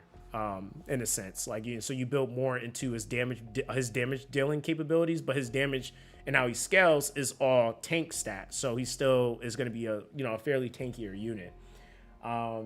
It says it's bad to skip this one. It said it has Nilu and Lilim. Well, the thing is like, that's the thing. Like realistically, you can get like if you're always like if say like you're targeting the next LD banner, your chances of getting her is still not that bad. But it's just like yeah, she's on rate up right now, so it's definitely a little bit different than like the Yelly banner for sure. Because Yelly she didn't have another I don't know. Wait, who was the SR that was rated up with her? She didn't have a new one come in the game with her, but they probably did rate up someone. I just don't remember who it was. But yeah, Holden's probably going to be one of my next investments. But I'm at a much like different point on my account. So I I'm kind of looking at some things a little bit different, but yeah, he's definitely really, really good, dude. Really, really good. And currently I would say he's definitely one of the best characters in the game for, in PvP right now too. So you're right. I miss Yelly, so I had to get Lilum. I said I assumed. Yeah, I mean I'm not gonna lie. That's what I heard a lot of people say. It was like, oh, she's gonna be just as good as Yelly. I'm like, where did this come from, guys? I'm like, I don't know, man. You said people listen to content creators at launch. That always is a bad idea. Said no offense, that's not pointed. No, Ryan. Honestly, if I'm being 100% transparent, right? It's the same thing that kind of I noticed it happened on Persona 5, right? Now, I decided I wasn't going to do any content on Persona. Now, here's the thing, right? It is a fact. The longest playing players on this game, period. Even the dudes that's getting more views, it's me and Sion. We have put the most time into this game, period. Like, there's nobody that can argue or debate that. Period, right? Now, the thing is, in the beginning of the game, we were trying to emphasize that you can play the game with a lot of different things. That's why I said, like, when it came down to certain narratives being pushed, it made it harder for us because we were trying to establish and get people to understand, like, hey, you got to build certain things a certain way. What happened is that when the game was building up to coming out, there was this emphasis of in-game testing, right?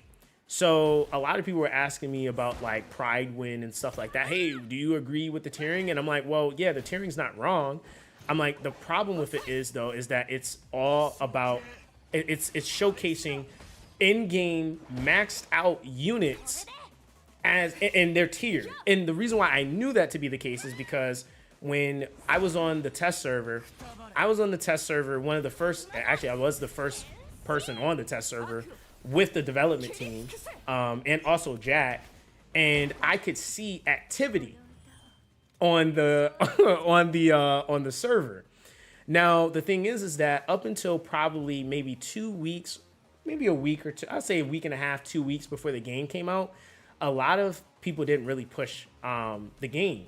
What the devs did was they actually boosted a lot of accounts, so they maxed the accounts out. They gave them the ability to have the max units skilled up completely level 50.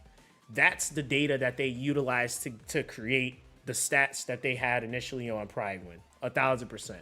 Now, what I did was I actually started off fresh and I tried to create metrics based off of playing the game without those values, because to be honest, that's kind of what cooked a lot of players, right? It was that information that was being pushed from from the standpoint of I have everything completely maxed out, right? Because if you're talking about any unit, right, like that's maxed out, most units can do whatever. And then also only testing them on in-game builds, they could do everything, right? Like, I mean, I would argue you're gonna see a lot of characters come up out the wazoo just doing some of anything just because they're maxed out. Like that's kind of like most games, right? Like once your units are fully maxed out, max lattice, like, I mean, the damn sky is the limit in what you can do, right? So the problem is that there wasn't the workup shown. And so that's what we've been spending the 60 something days trying to get to showcase and show players, like, it's that workup process. Granted, some things were adjusted, but for the most part, yeah, a lot of it kind of was rooted from that. And so even the events, that's what was, like the devs never said like, hey, we're doing this. A lot of people seen them on those test servers and then said, we're getting this. But the devs never said that that was the structure. And like I always say is that whenever you have test servers or You have betas and stuff like that. Everything is subject to change, right? So yeah, they never confirmed that we were going to be getting the 2x event, because I'm pretty sure you guys remember that in the very beginning, like, we're getting this 2x event. Like, they never said that. They just had it rotating in there to test it out. And from and I played every single beta on this game. Not one beta had the exact same event structure. Not one of them. So that's why I was like I was kind of like trying to figure out like where it was coming from, because I was like, hey dude, like none of the events have even been the same to even like support that.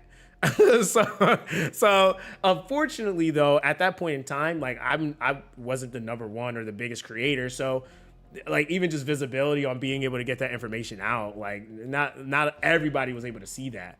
So yeah, that's just kind of what ended up happening. He said you'll be able to use almost anything to clear almost anything content at end game. So we're still in late game, grinding to end game. Yeah, we're in like the early early phases of it, really, because a lot of it is going to be the lattice investment into the build, right? That's what really shifts everything. And so like that again, now I would say things like information and things and testing is a lot different, because now players have had, including those that are behind the Pride win, have had more time to actually play more things from the bottom up. But a lot of it started from the top. And so when you start from the top, it's kind of like, again, you have to explain to people, because the psychologic idea, or the psychology, I should say, behind when people see tier lists and stuff like that.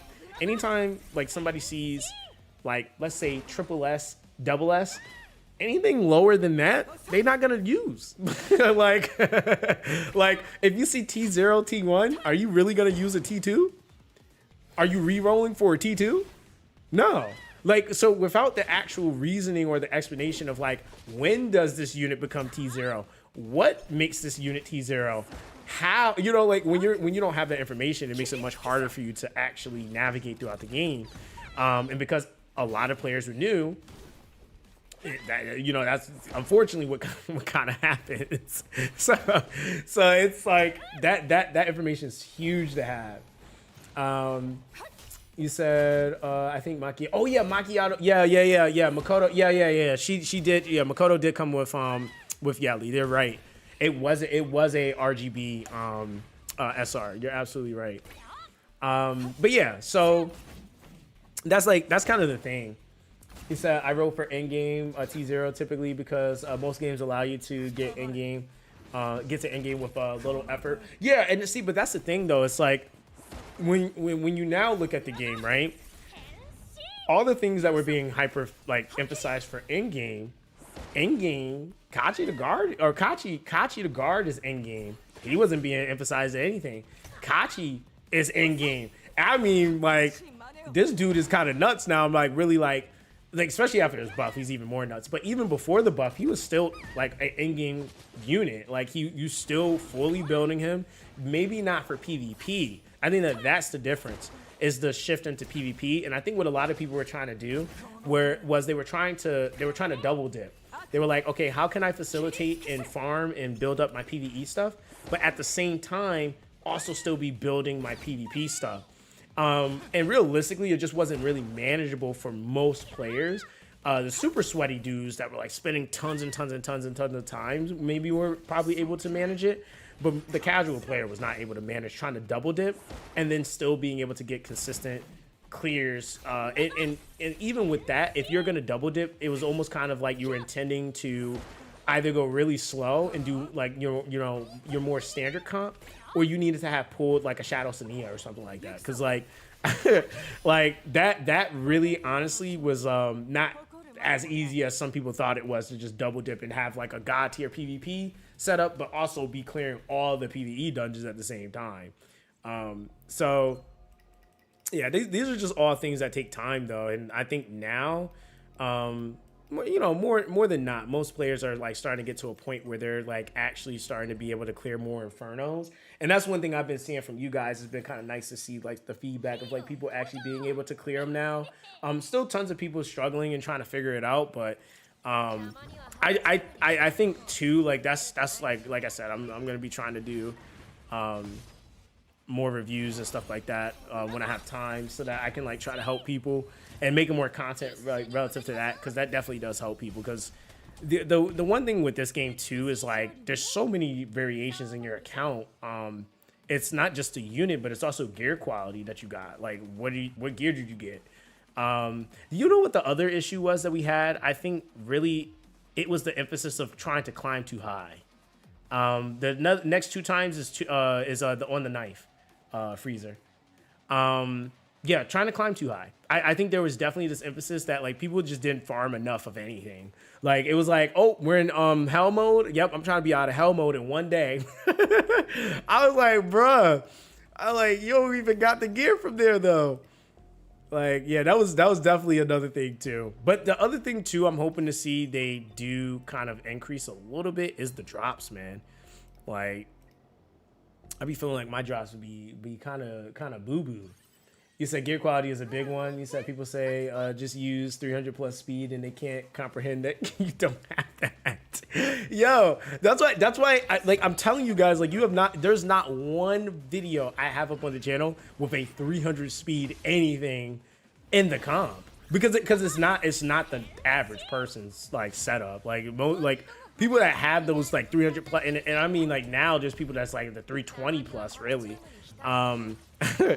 That is definitely like that's a whole different unit, because I'm not gonna lie, like if you even watch a setup with units that are at 300 speed, like say like on average that teams like fastest units are at like 300 speed, like say plus 190 plus 170 something plus 180, like dog, that rotation is completely different. Like it's not even the same. Like when you compare a plus like 120, 118, like 130-ish, like somewhere around there, not even the same, dude. Like it's like the amount of extra like emphasis that they get, plus on top of having the skill investment, is like it's night and day.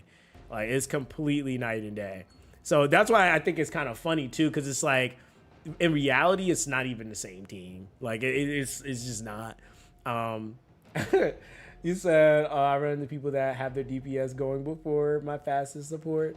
Then they just tickle me because they don't have debuffs on me. Yeah, honestly, that is that's another thing too. That's why I said with the whole Lily thing, it was definitely not as simple as like, oh, just slap her on the team. Because the thing is that sometimes if she's too fast, or your support or your other supports aren't fast enough, I should say, what she'll make the character do is she'll have it rotate. Like say you're pairing her with the Ting will rotate before any of his debuffs go.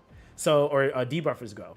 So now he's not hitting into anything, so you don't get that scale damage. So that's why I said it's not just like, oh, just have Lily fast. You got to also have those other, it needs to be at least another support, like your Claws or whoever it is also needs to be fast. All right, so what are we using for this? Because we can do the bleed one first. Because let's actually try the bleed team first. See how that goes.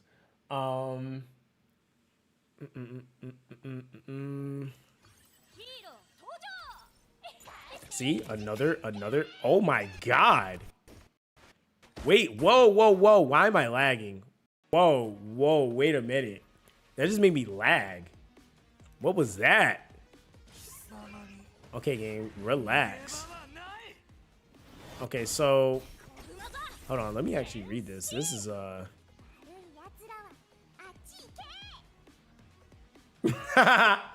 yo, nah, I don't even got nothing else running. It was like as soon as it hit me, it is like, I don't know, that was weird. That was definitely weird. All right, hold on. Let me just make sure. Yeah, because I don't think anything is on.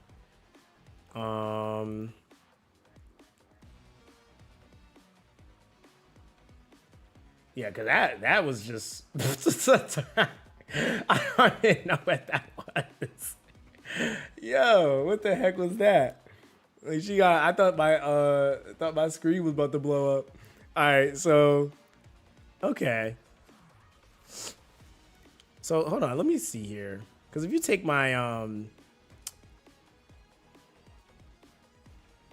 don't know if Holden could do, maybe he can.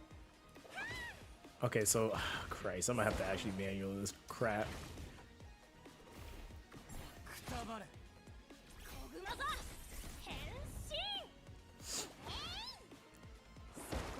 I might need to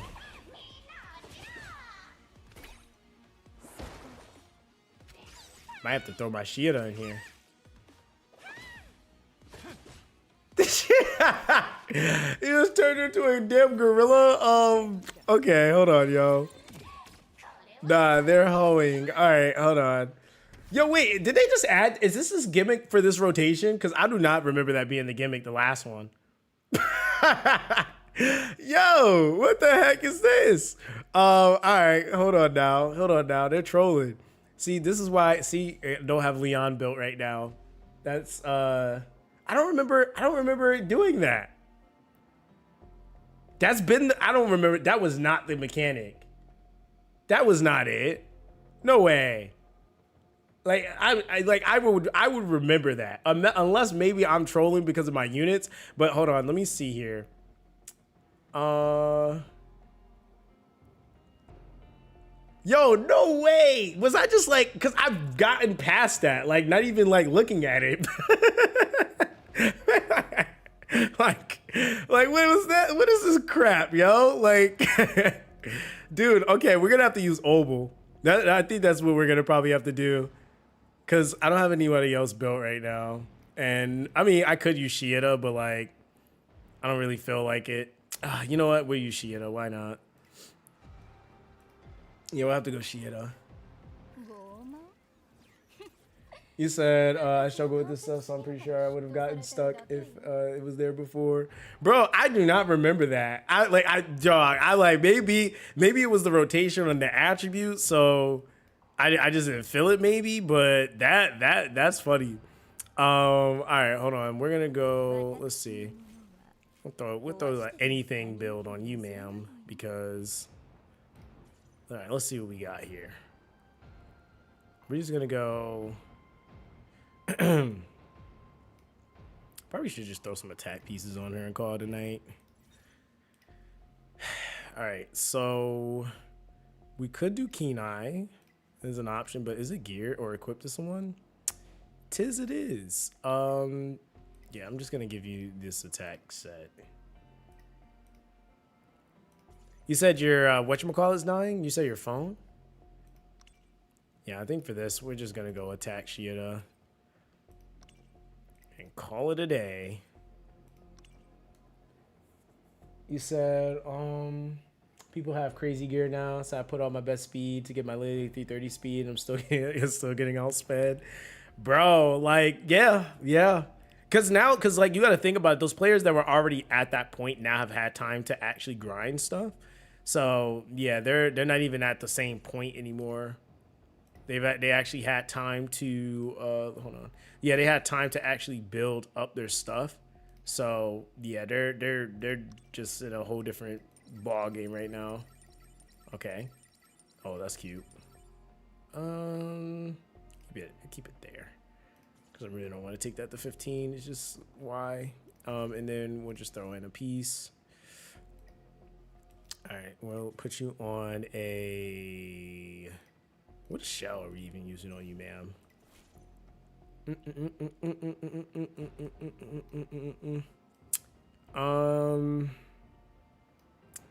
You know, yeah, you could take this White Fang.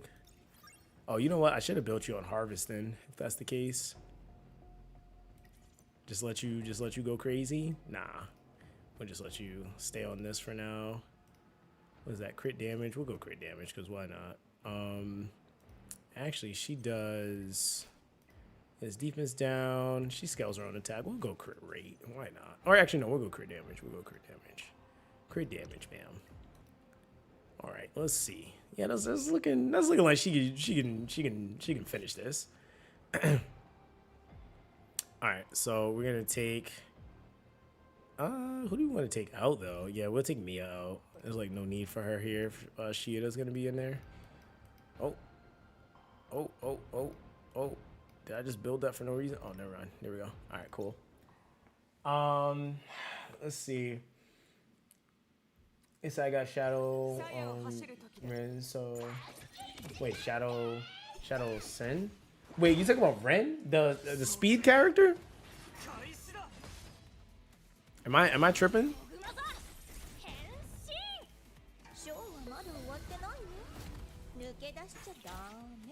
Bruh. Do I need to make but what, you get 2 turns?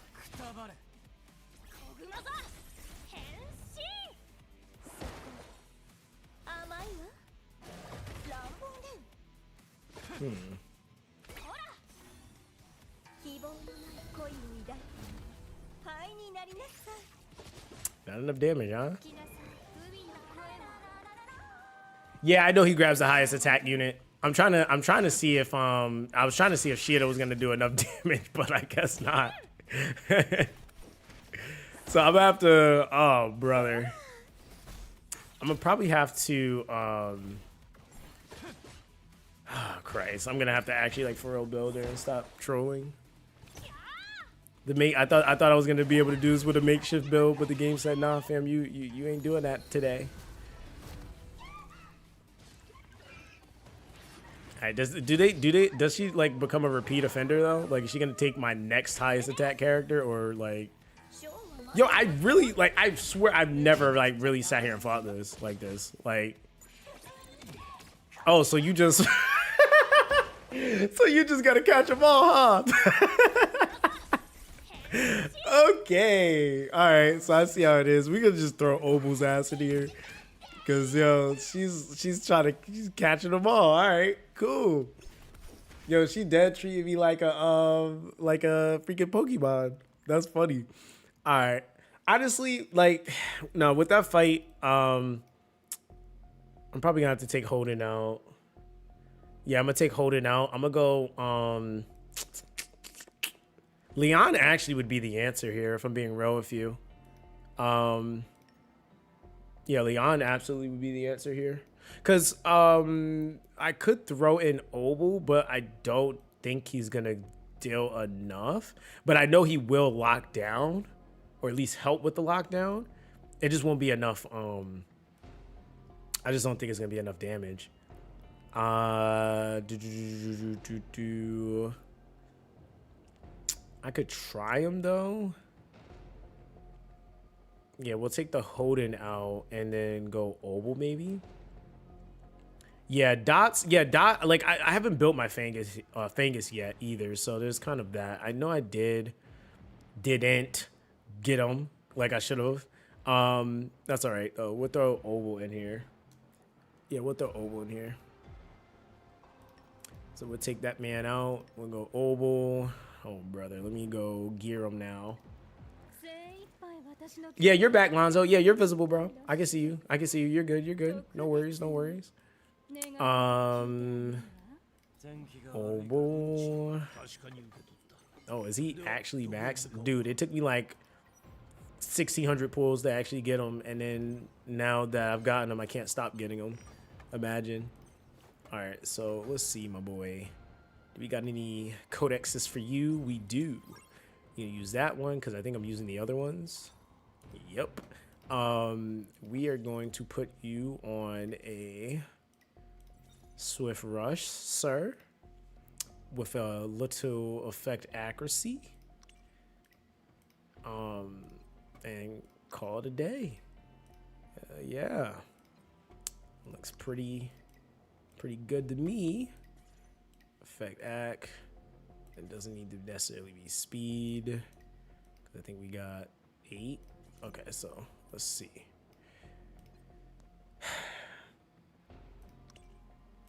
All right. Obel. 106 with a 130. That should be enough, but we'll see.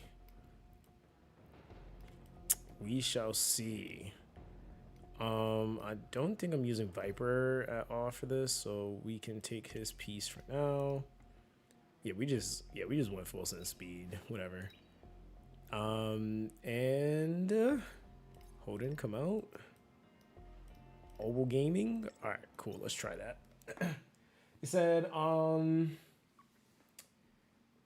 the only game It's the only game gave you valves, so I still have half the SRs with 1 or dupes, since I haven't gotten like, oh, you've gotten like 330 valves.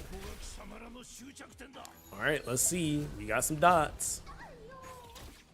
But the thing is though, who are we targeting right now? Can you hit the you know, the person there with you know, that's supposed to be on our team that's not. Oh brother. Don't you love that? Oh man. And then we're on like cooldown for like 80 turns. All right, so hold on. I'm gonna target. I gotta actually play this manual, I think. All right, sir.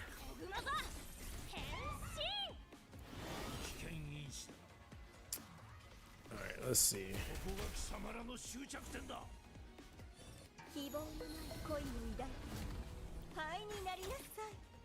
Wait, so did you see the same thing that happened to Etheria this weekend happened to Street Fighter 6 and the difference in consequences? Wait, you said the same thing that happened to Etheria happened to Street Fighter 6? Wait, Saya, are you talking about that dude that was like tripping out? Was that was Street Fighter 6? Wait, that guy was raging? I'm not gonna lie, so I seen that with no context, and so I don't know if that's what you're talking about, but like, yo, I don't know. I seen that with no context. I was really not trying to laugh because I didn't know what was going on.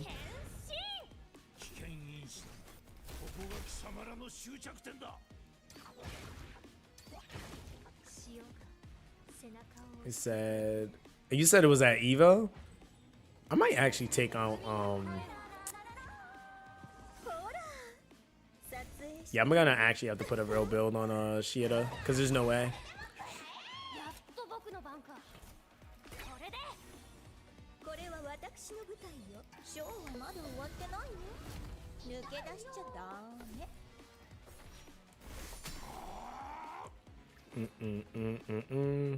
Yeah, because she's about to transform.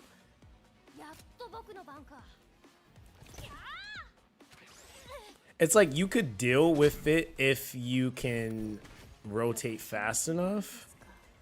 Because if you can kill, then like you'll be okay. But if not, GG. Okay, skill 3 again. You said someone leaked the Sea Viper early because it was posted on a Spanish site. Capcom deleted everyone. Wait, they you know what's crazy? That almost happened. That happened to me on when Dislike was coming out, bro. They had forgot that they told this website that they could post one of their like posts for a video early on their website. And I found the website, and because it was on a public website, I thought I could talk about it. And yo, the amount of messages that I got that night, I thought, yo, I swore I was gonna get deleted. I was like, yo, there's like, I'm not gonna be able to be a content creator anymore. Like, I was so sure. So I actually do get that. Like, yo, it's low-key scary if you post something you're not supposed to, because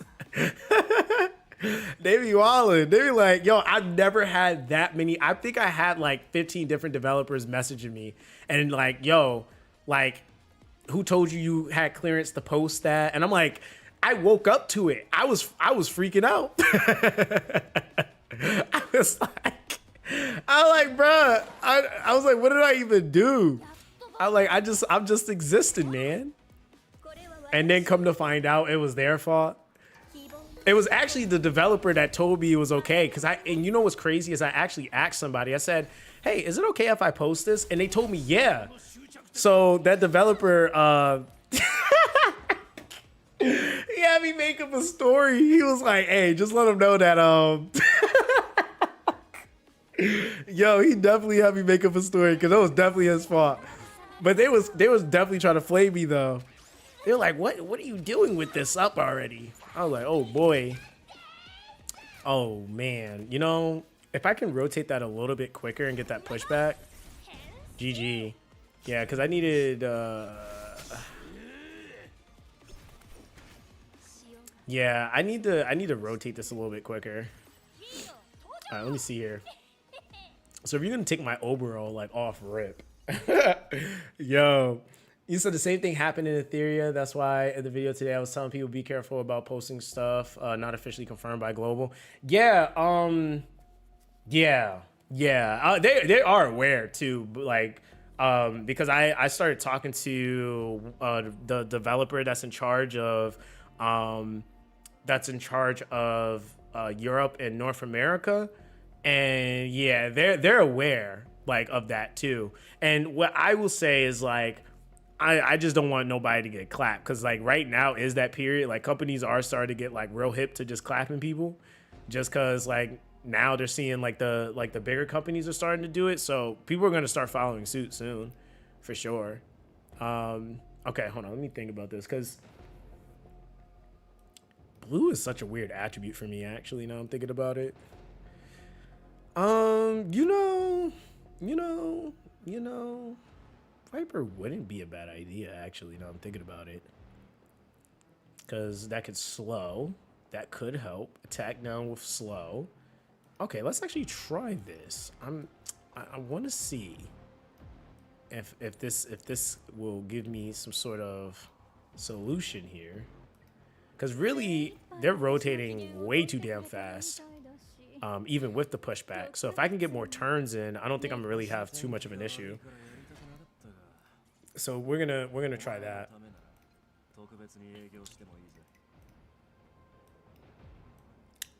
Let's see here. Effect accuracy. Yeah, I feel like that could work. Let me see. Kachi. I don't want to level a new piece right now, so not at least until after. Okay, cool. We can rock with that. So let's do that. Rock him on an artisan. I think that should give me the coverage I need. And we should be good. All right, let's see how this goes.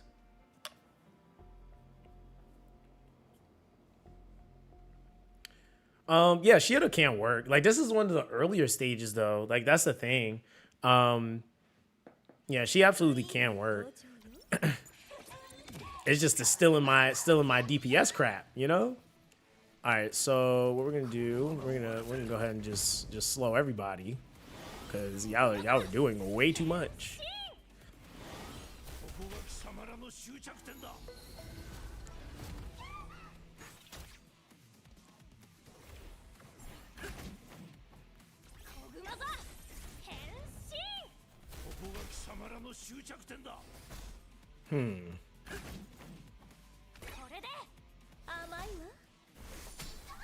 Yeah, I'm gonna go straight for trying to kill the boss because I think they're gonna get that. They're gonna take my Obero regardless, so no matter what I do here. But if I can keep them rotating, see, this is what I mean. Like, it's times where I have to think, and then there's times where I just don't have to think. So, like, now I gotta actually think about this, and I'm like, well, answer to the problem here, make them rotate slower. How dare you stun him? I was like kind of unfortunate. Now I'm thinking about it.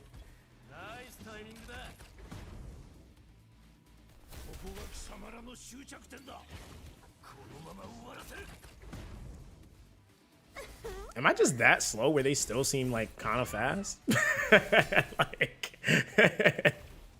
like they still seem pretty fast, you know?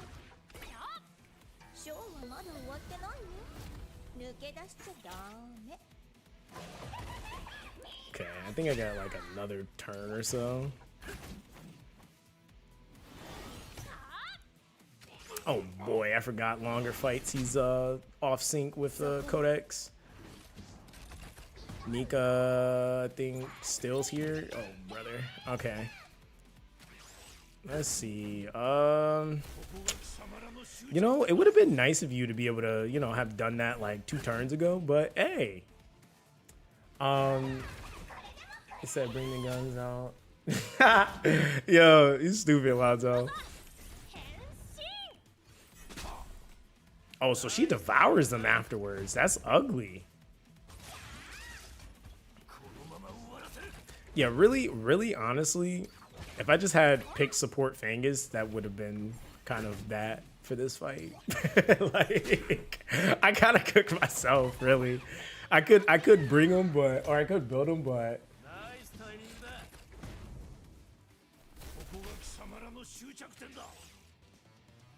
oh boy. It's like did you just take Kachi? Yo, that's so funny to me.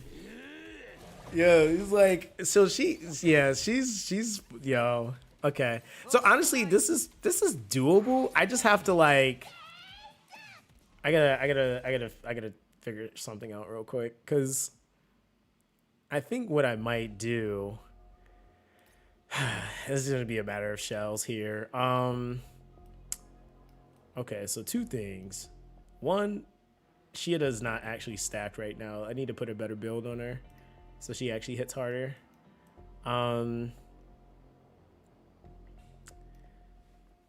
Let's see. I might have to.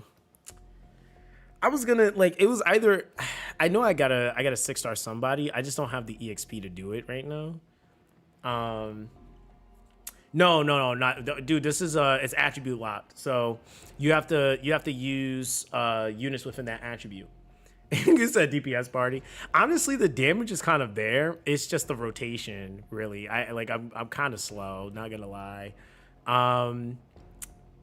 Sybil would be great here if I actually had her built, but unfortunately I don't.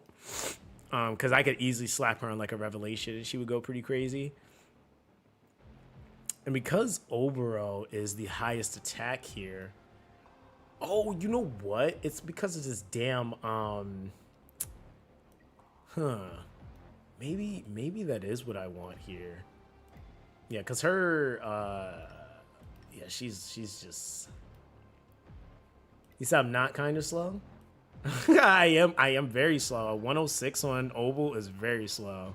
126 very slow. 117 very slow. Yeah, that's pretty slow, brother. that's pretty slow. Yeah, because Hoden, I mean, he does give the pushback. But I'm also thinking like I could just go gigabytes too, so I can cut. I could do that. Hoden is an option for the pushback. But again, but also, you know what? Hoden does offer defense break, dungeon. You have to kill. So that's kind of the thing right now. Like they're kind of trolling me because my Obero is actually the one that could kill to free someone, but she's also the highest attack. So like it's like my shield is not invested at all, really. Like at all. Like she has no levels, no skill ups, no nothing. So it kind of gets cooked here. But what I'm gonna do is I'm gonna try to focus the body here and just make it work. Okay, good dots. Yeah, like if we get the dots, we kind of cook here. Thank you. Thank you, game. Yeah, in a minute. Yeah. I'm gonna finish this. All right. You say you got Lilim? Yes, I do, dude. I see. Here's the thing: I pull characters, but I know better to not invest in stuff. like, like so. In reality, I technically got Yelly like really early on the last banner. I got her in 2 multis. So that's why I didn't mind picking up Lilim.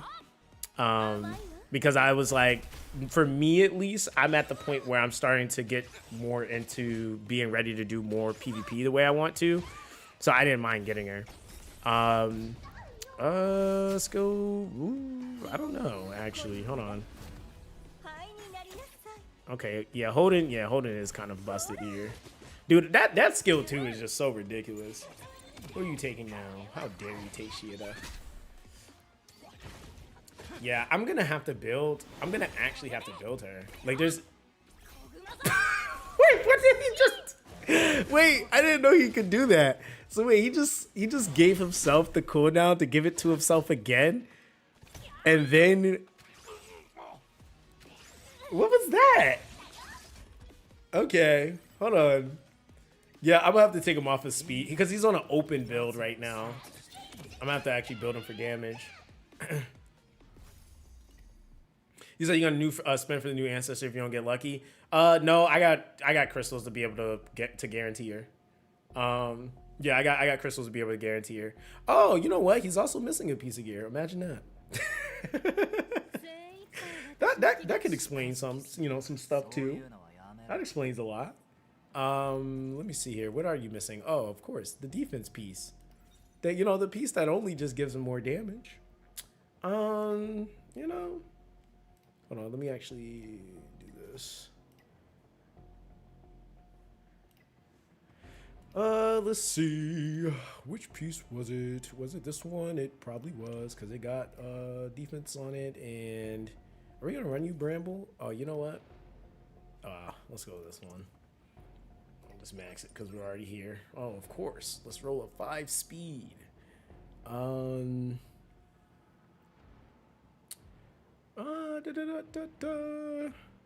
might actually, because I think the crit guarantee is for the I'm gonna put him on a defense piece, 2 defense pieces, and call it a day.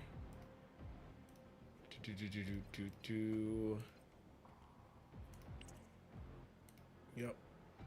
Oh, did I just do that right? I did not. All right.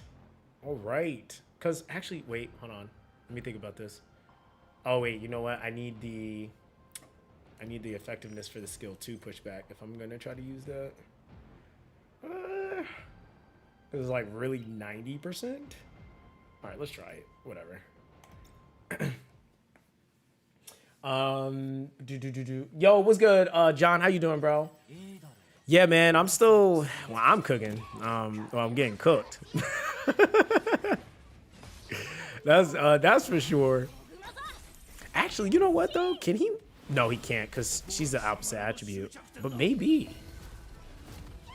Hold on, let me try that real quick. Hold on, hit her with your skill 2. Down.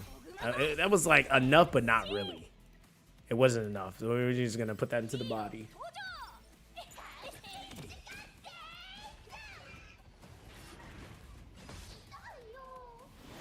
Yeah, him being able to just crit and still be able to land that is kind of nice. Oh, imagine landing 0 dot with like 200% effect accuracy. Like none of them. That 30% didn't hit on it. Not any of those. Wow. Like they said, yeah, we're just gonna give you 1 dot out of like the 30 you tried to land.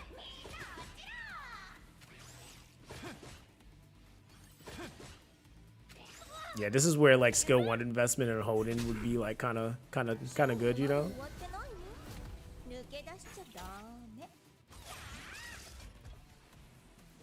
Hey, at least you didn't get stunned that time, my boy.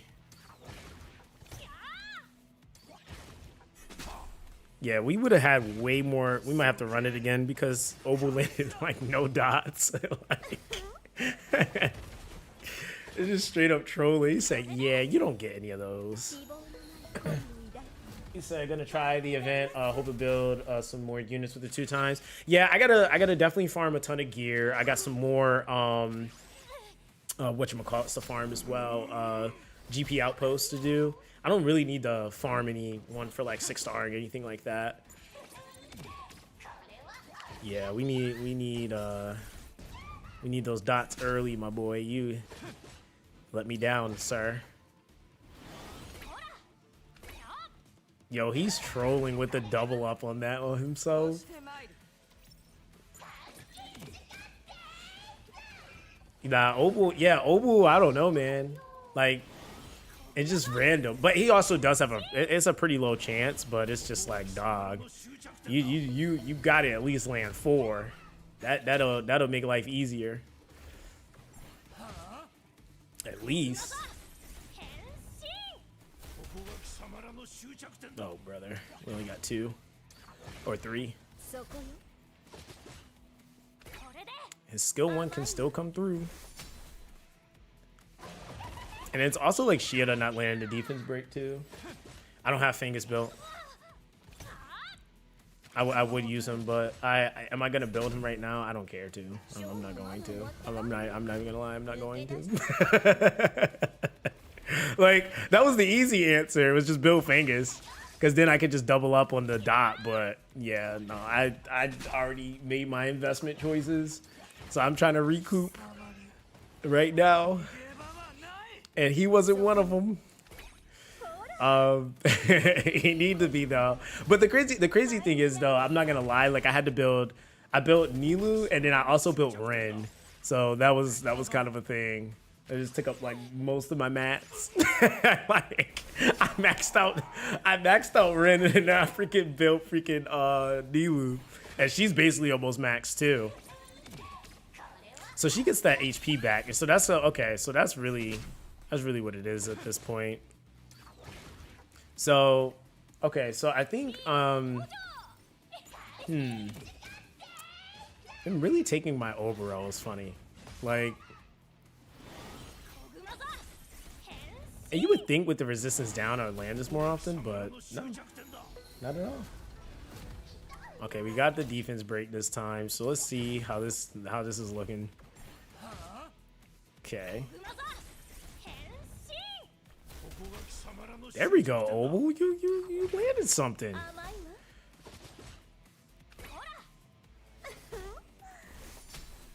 That's much better. Oh my god. Like that's like night and day. It was like no freaking damage. So as long as he hits, like you get some good damage off of that, but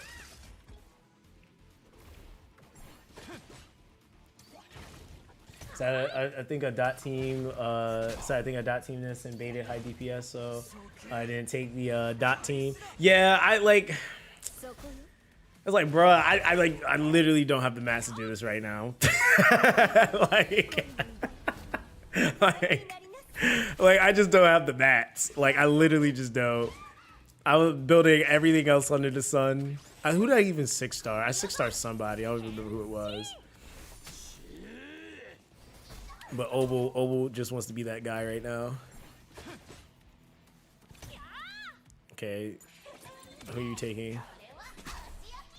If we actually lands like enough dots here and Kachi doesn't die. Oh brother. He literally turn meter pushes himself enough so that he can. That move is just crazy to me. Yo, if we actually get enough dots here. Alright, skill. Okay, your skills are back. Imagine. Is it possible? Yo, it's kind of low-key possible though. If Oval actually does something here. Yo, your stacks are nuts though. Okay. Oh, look at this. He got fucking stunned, yo.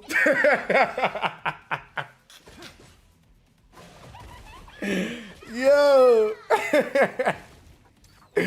Yo. Oval is freaking funny, dog. He said, yeah, no. I have nothing to give you this round. Yo, you know what's funny though? That almost beat it. It's just landing the damn dots, bro. So it's like you can technically do it with this team, but it's just like I need to land at least 6 of these dots in the beginning. Yo, that's mad messed up, though. There we go. Okay, dude, I need to get like what is like why can't you give me like 5 of those? It's like you just don't want to do it.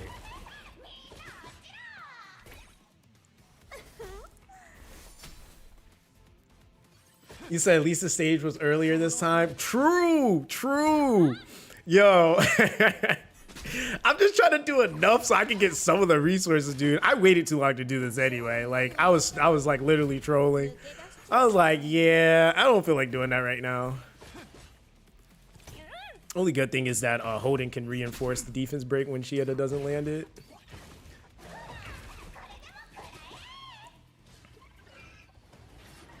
Holden being able to counterattack the way he does is just really like insane. Nice soul flame. Oh, imagine that. There we go. Woo, no stuns. Imagine. Are we almost at like skill 3 ramping here? Or are you about to get stolen? Oh yeah, she's out of here. And then it's also like the skill 1, which I don't think my Oval skill 1 is leveled. Like, dude, it's just so many lattice decisions you have to make. Yep, go ahead. Skill 3. Yes, sir. Thank you.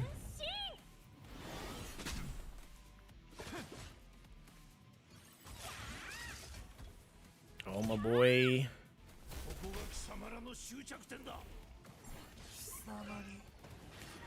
It's like, if I landed more dots consistently with Oval, we would actually be okay.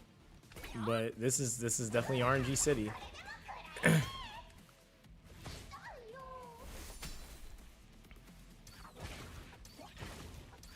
You said I misclicked the first SSR selector and picked Frederick instead of Lamia. Yo, wait, you talking about in freaking Silver and Blood? Bro, honestly, you know, it's okay because you can get stuff like in that game. Bro, it's okay. It's all right. It's gonna be okay. I'm gonna be optimistic. It's gonna be okay because you said it's the first selector. It's okay. You can recover from that. That is recoverable. Now, if you set your ancestor selector, that's way more feels bad. All right, game. You're playing with my emotions now. This really is like not that crazy, but it's just like we not gonna land nothing on a Tuesday. Is today Tuesday? Yeah, it is. we not gonna land anything on Tuesday, you know. Let me see, where are we at here? It's like, do I really want to do this right now? Not really. I'm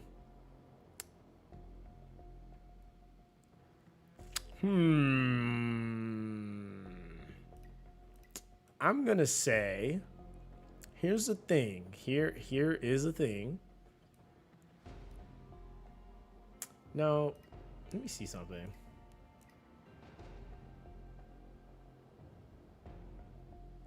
And 20%. Nope. So that idea goes out the window.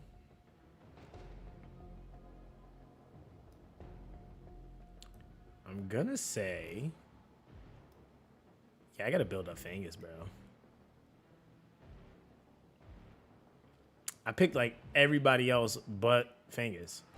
I actually was thinking about it too. I was like, I probably should grab Fangus for damage, but that was my bad. I'm just gonna have to build them.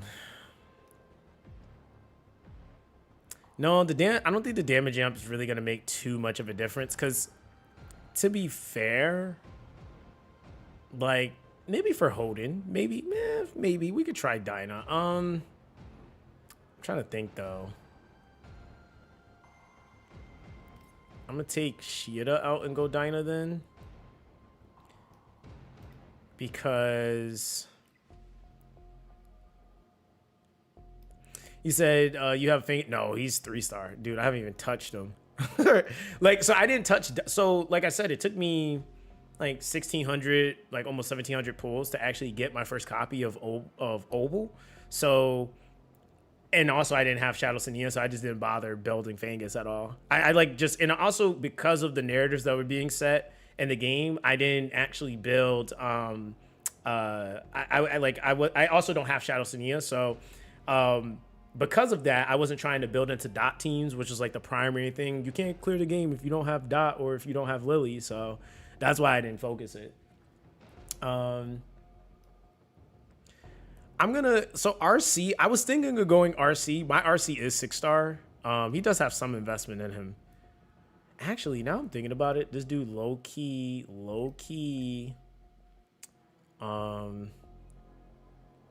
But does he actually extend? I don't have Shadow Sania, Lonzo. I know you're trolling me. You're definitely trolling me, brother. But it's okay. It's all right. I'm gonna let you have that one. RC, you know what though? I kind of want to try. I want to try something because let me see here. We'll let them have the oval or the Obero because you said Fingers by himself can clear stuff. It may take 5 minutes per run. Yeah, I was good on that. But honestly, I'm not gonna lie. I just was trying not to use dot. Like that's really what it was. But when I got Fingers or Oval, I was like, okay, I can use them now. But I just never got around to Fingers. Because there's just other prospects. Like I was the dude that was building Obero before she got buffed. So that should kind of tell you what I was focused on. I built RC77 and like damn near 6-starred them. Or I mean, I did 6-star them. So I 6-starred these 2 units. I 6-starred Obero and RC77 in like week 3 or 4. Like I was tripping. I was just like, I'm just gonna try everything under the sun, but everything that like low-key is guaranteed to work. He said, was the 50% bleed buff enough? Actually, it does make her a lot better. You can actually visibly see her ticks now. The thing with her too is that like she still kind of falls a little bit into like a sub DPS when it comes down to the bleed, but her actual raw damage is still good. Like she still hits hard. That's like the kind of the thing with her and Sutomo. They both hit really hard. It's just that for her to have the bleed proc and then it didn't do anything, it sucked. So I would say like with her, you're going to probably have her built into like a momentum with like a count. And then like you have to remember with bleed isn't like a deal, isn't like a regular dot. So it doesn't like go anywhere, which makes it really, really strong. Where's he at? I was just like looking at him and then, okay, there he is. It's because this is attribute lock. So when I swapped, it took him off the screen. Are we gonna go?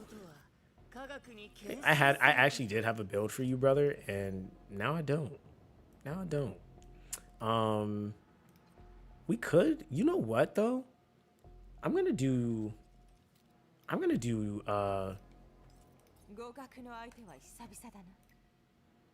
let me see, where's it?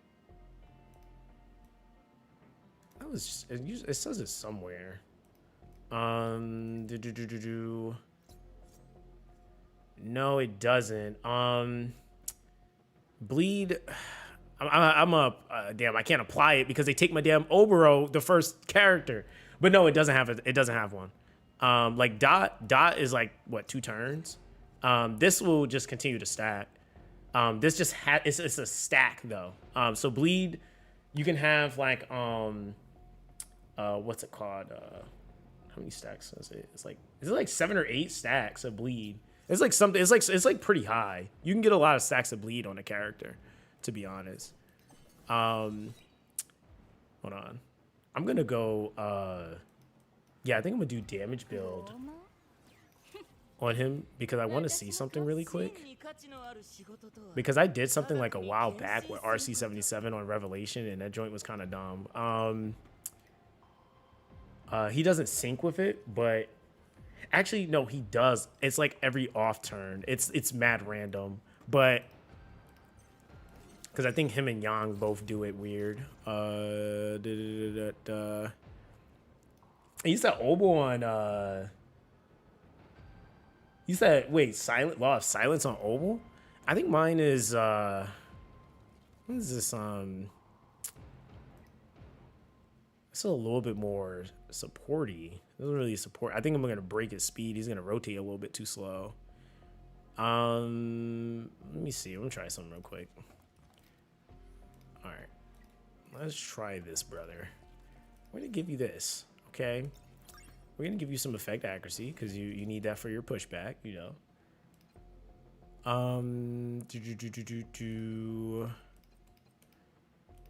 Let me see.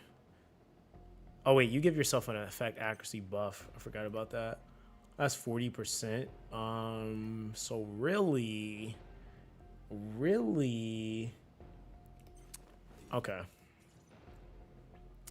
So give me a second. My brain is just not working right now.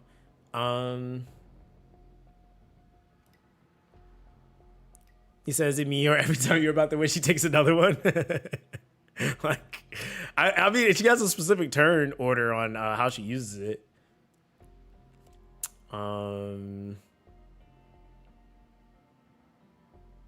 I honestly could put him on a time weave though, because yeah, I could put him on a time weave. I think I have one time weave though, if I'm being honest.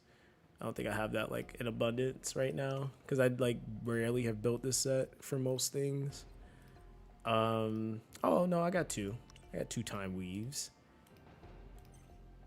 Yeah, we'll try. I'll try what you're talking about, because I don't know what you're talking about with this build, but we'll see. Him on a bramble though? Huh.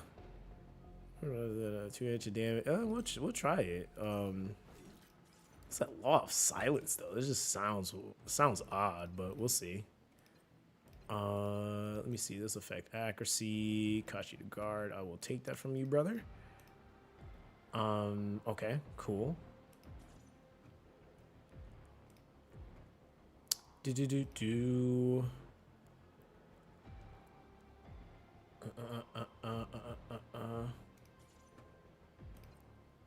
Yeah, I just haven't tried it. Let me see. Boop. We're taking out. Yeah, we're not even using Kaz right now. And then throw you on some speed, my boy. Max here, Swift Rush on there. Go here. Take that from your brother in here, and at least give you a 4-piece combo. That might be too much, because that puts me at like 190. So here I can actually go for Oh, but you know what? I should just have it on him, just because he's not going to use the skill 1 first. Yeah, so 211. So that puts him at like damn near 50. Yeah, he's like 250. All right, so we're going to take Shieda out. We'll go RC. Let's see what you're talking about. Yeah, I figured he has to be on max effect, but I was thinking like wrong about his skill turn order. So the hell. All right, yo, I'm telling you, they need to free up my Obero.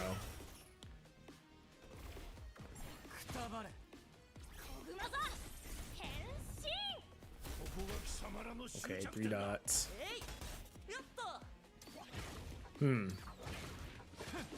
We'll see. So unless you have Chloros, Rosa, Shieda. It says hard without it. I don't have Chloros. I don't have Rosa.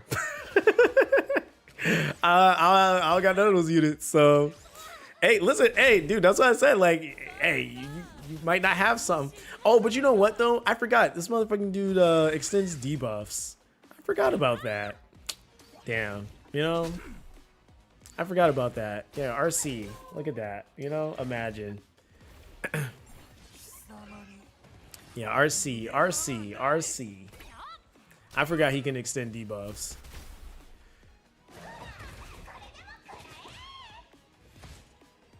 Damn. Look at the That's crazy. That's so dumb.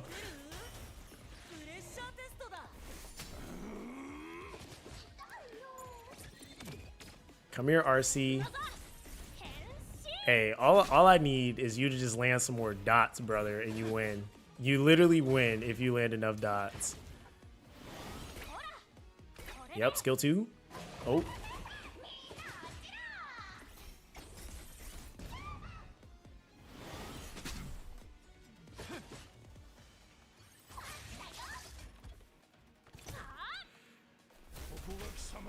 I don't have more than one. Yeah, I don't have more than one. I think oh, let me see here. I think you get a pushback here. Yeah. Let's Skill 1. We really need okay, that's odd. I was not expecting the Holden to go next there. Yeah, so to be honest, yeah, there's no, yeah, I'm not building another Law of Silence right now because it's not even one I need that even has good stats on it.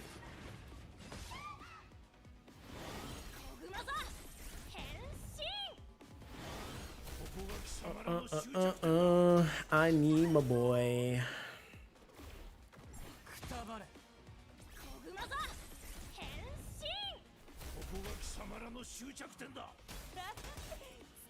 Okay, there we go. So we just need more. We need more dots here, sir.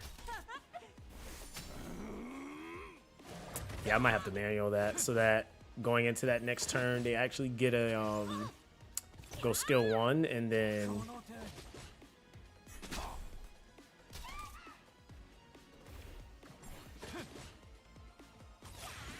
Yeah, because that's more than enough. I literally just need to go skill 1 so I can try to apply some more dots.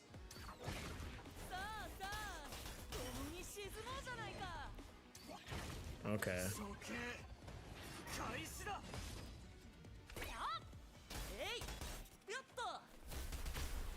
Yeah. It's looking real beat him up right now until she gets this extra heal. Hold on, let me take over. Try to prevent this crap. Yeah, this is skill 1. Skill 1. Yeah, I should have probably been manualing this from the beginning. Oh boy. She got my Holden. Oh wait, what? Wait.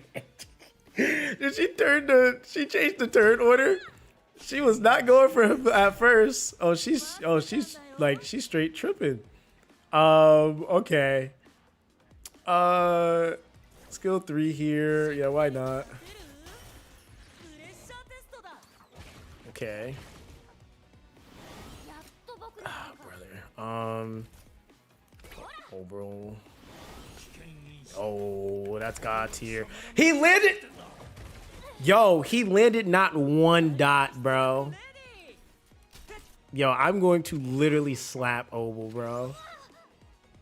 He didn't land not 1 dot. He lands 1 dot.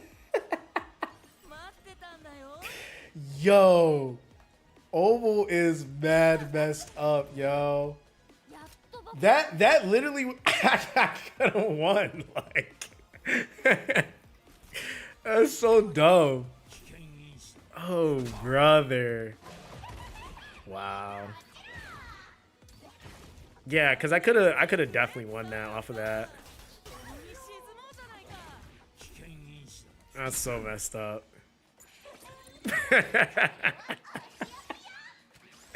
Yo, he dead did it. Yeah, I'm gonna have to just manual it, yo. Yo, he dead didn't do it, yo. He said, nah, I don't feel like it. Yo, that's so funny. They like literally 2 turns. That dot application literally would have won the fight. That's so dumb. And it's so random, dude. It's like, dude, 200 something plus accuracy. I get why they don't buff him because he is really good in PvP, but it's just like, damn, dude. Like PvE, he needs some milk.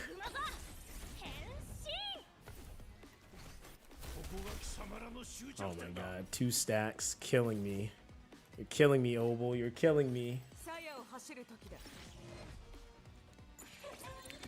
He said, give Oval time weave. Bro, that time weave ain't gonna make a difference if he ain't landed nothing. When we give him time weave for so he could not land dot again.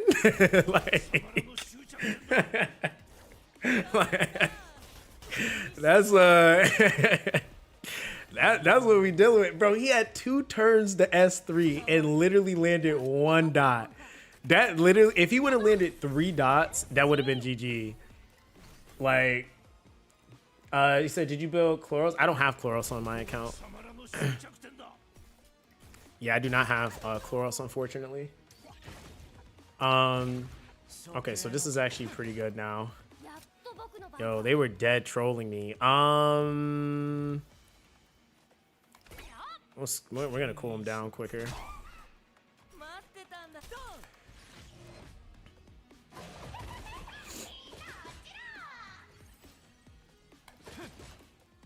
Yo, that's so funny, bro.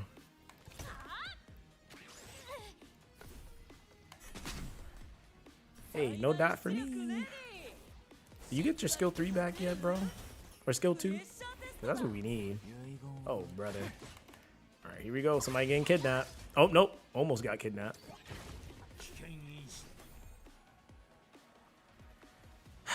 I gotta... Wait, what is my... Oh, my shell is on 4? Okay, yeah, so just go skill 3.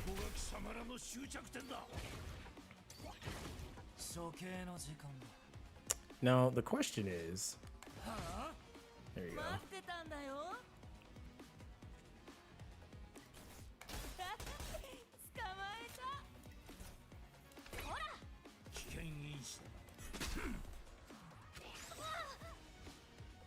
Yo, my boy keep getting messed up. Are we just gonna skill 1 here? We'll go skill 3. Why not? You said, do you have Nilu? I do have Nilu, but you can't use her for this attribute. This is attribute locked, so you just gotta deal with it. Like, it's either you have it or you just don't. But that's this content, man. I think we win here though, unless somebody gets kidnapped. Okay. Oh, get kidnapped by RC. Makes sense. No debuff extension. Oh, let me save that.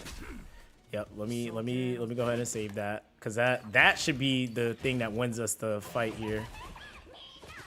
All right. Cool. All right. Go Holden. Skill 2. There you go. All right, listen, dude, you don't even have to go crazy. Okay, 2 dots, we'll take it. Christ. This doesn't really matter too much, but why not?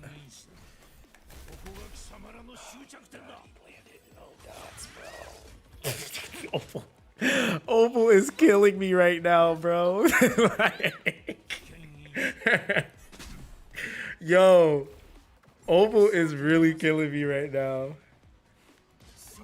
You don't need it to be able to clear it. I literally just need this dot to land, and it's trolling me right now. Okay, I think we still win here though.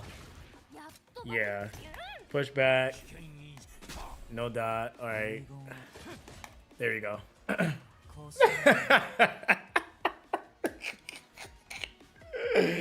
There we go. GG.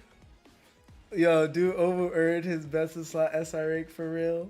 Bro, hey, listen. Yo, oh, brother. Like, that is just so unnecessary. Like, and it is funny because it's just like, yo, hey, Holden, yo, hey, yeah, Holden be doing the thing, man. Holden be doing the thing.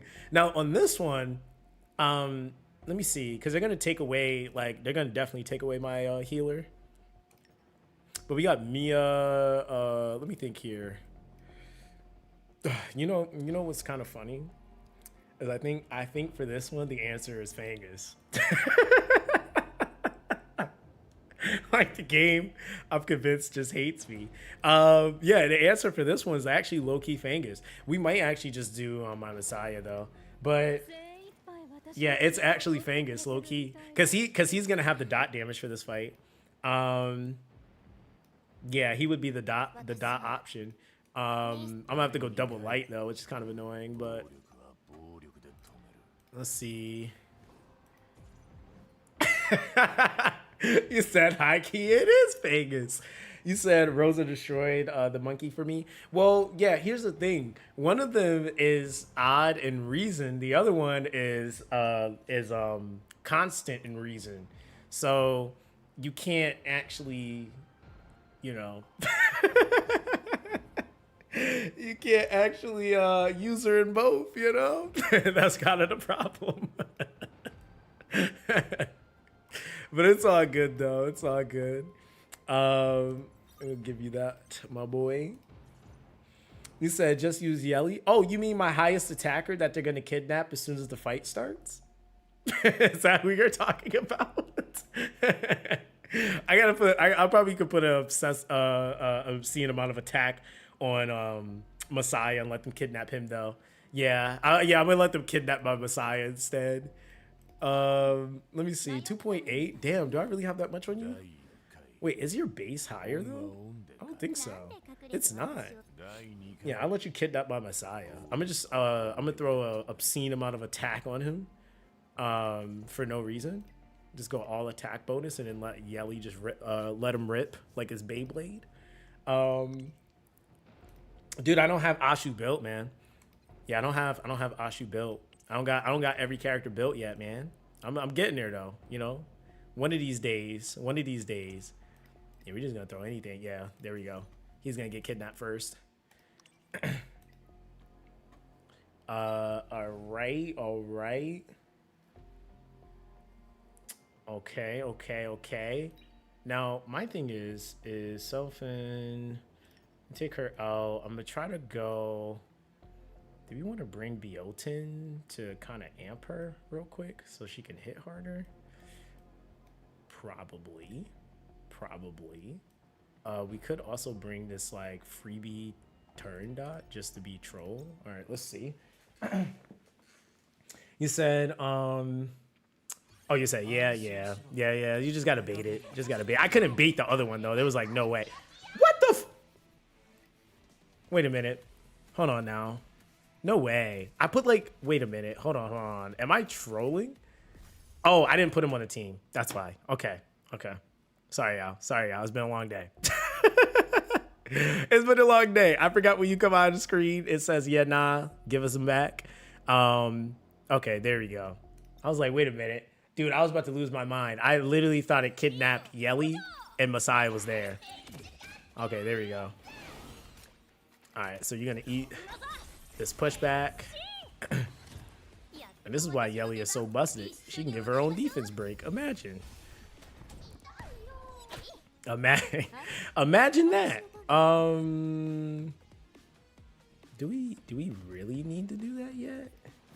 Yeah, why not? Just let her hit harder.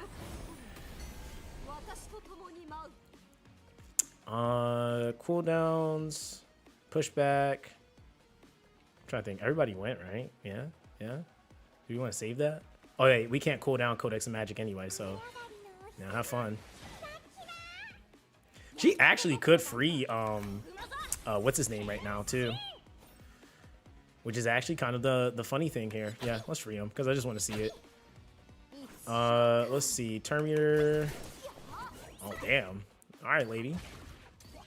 I need to actually build my turn dot though. Yeah, this is so messed up. Yep, give me that.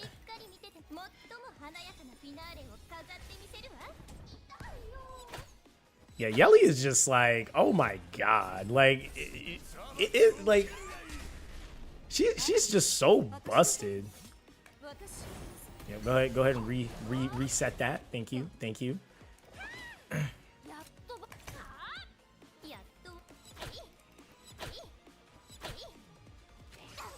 And mine isn't even like fine-tuned yet. Once I get her there though, oh man.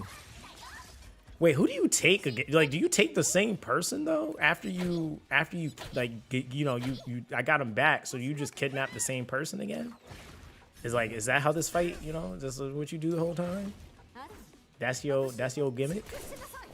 Damn, Turn does pushback. I get why they nerfed it. Just because her pushback was kind of ridiculous before. Damn, that's crazy.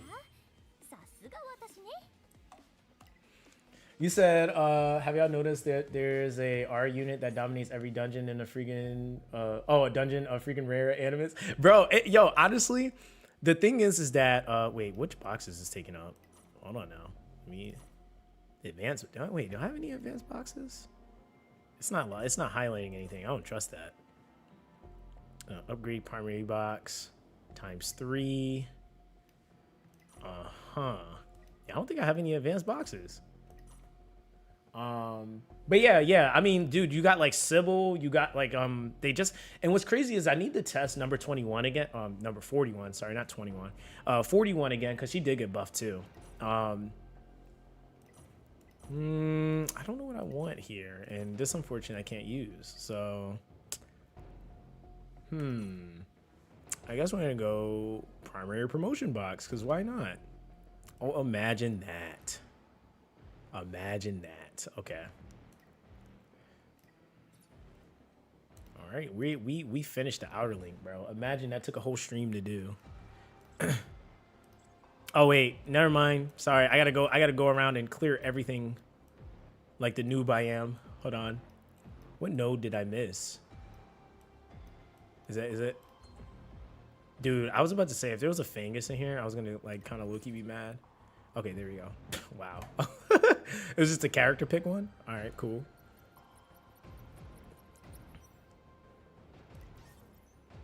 All right, okay, that's respectable. I will take those shards. All right, cool. We're in the inner. I'm gonna do this later.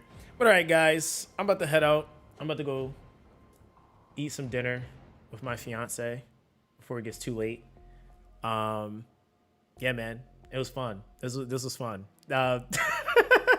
Yo, listen, tell your friends RC77 is the way, you know? We'll be back. I'm trying to think what's tomorrow. Tomorrow is Wednesday. So, I think I have some videos. We just got to wait and see what the devs say on this damn selector thing. Hopefully it's better than what it is or seems, but we shall see. But yeah, man, damn, you said stay blessed and stay charged up, dude. That's crazy. I used to say that all the time. That's old school Zox. Stay charged up. Jeez, that's crazy.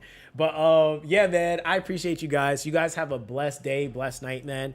Yeah, we'll be back. All right, everybody, take it easy. Stay safe out there, and I'll catch you guys in the next one. All right, guys. Peace.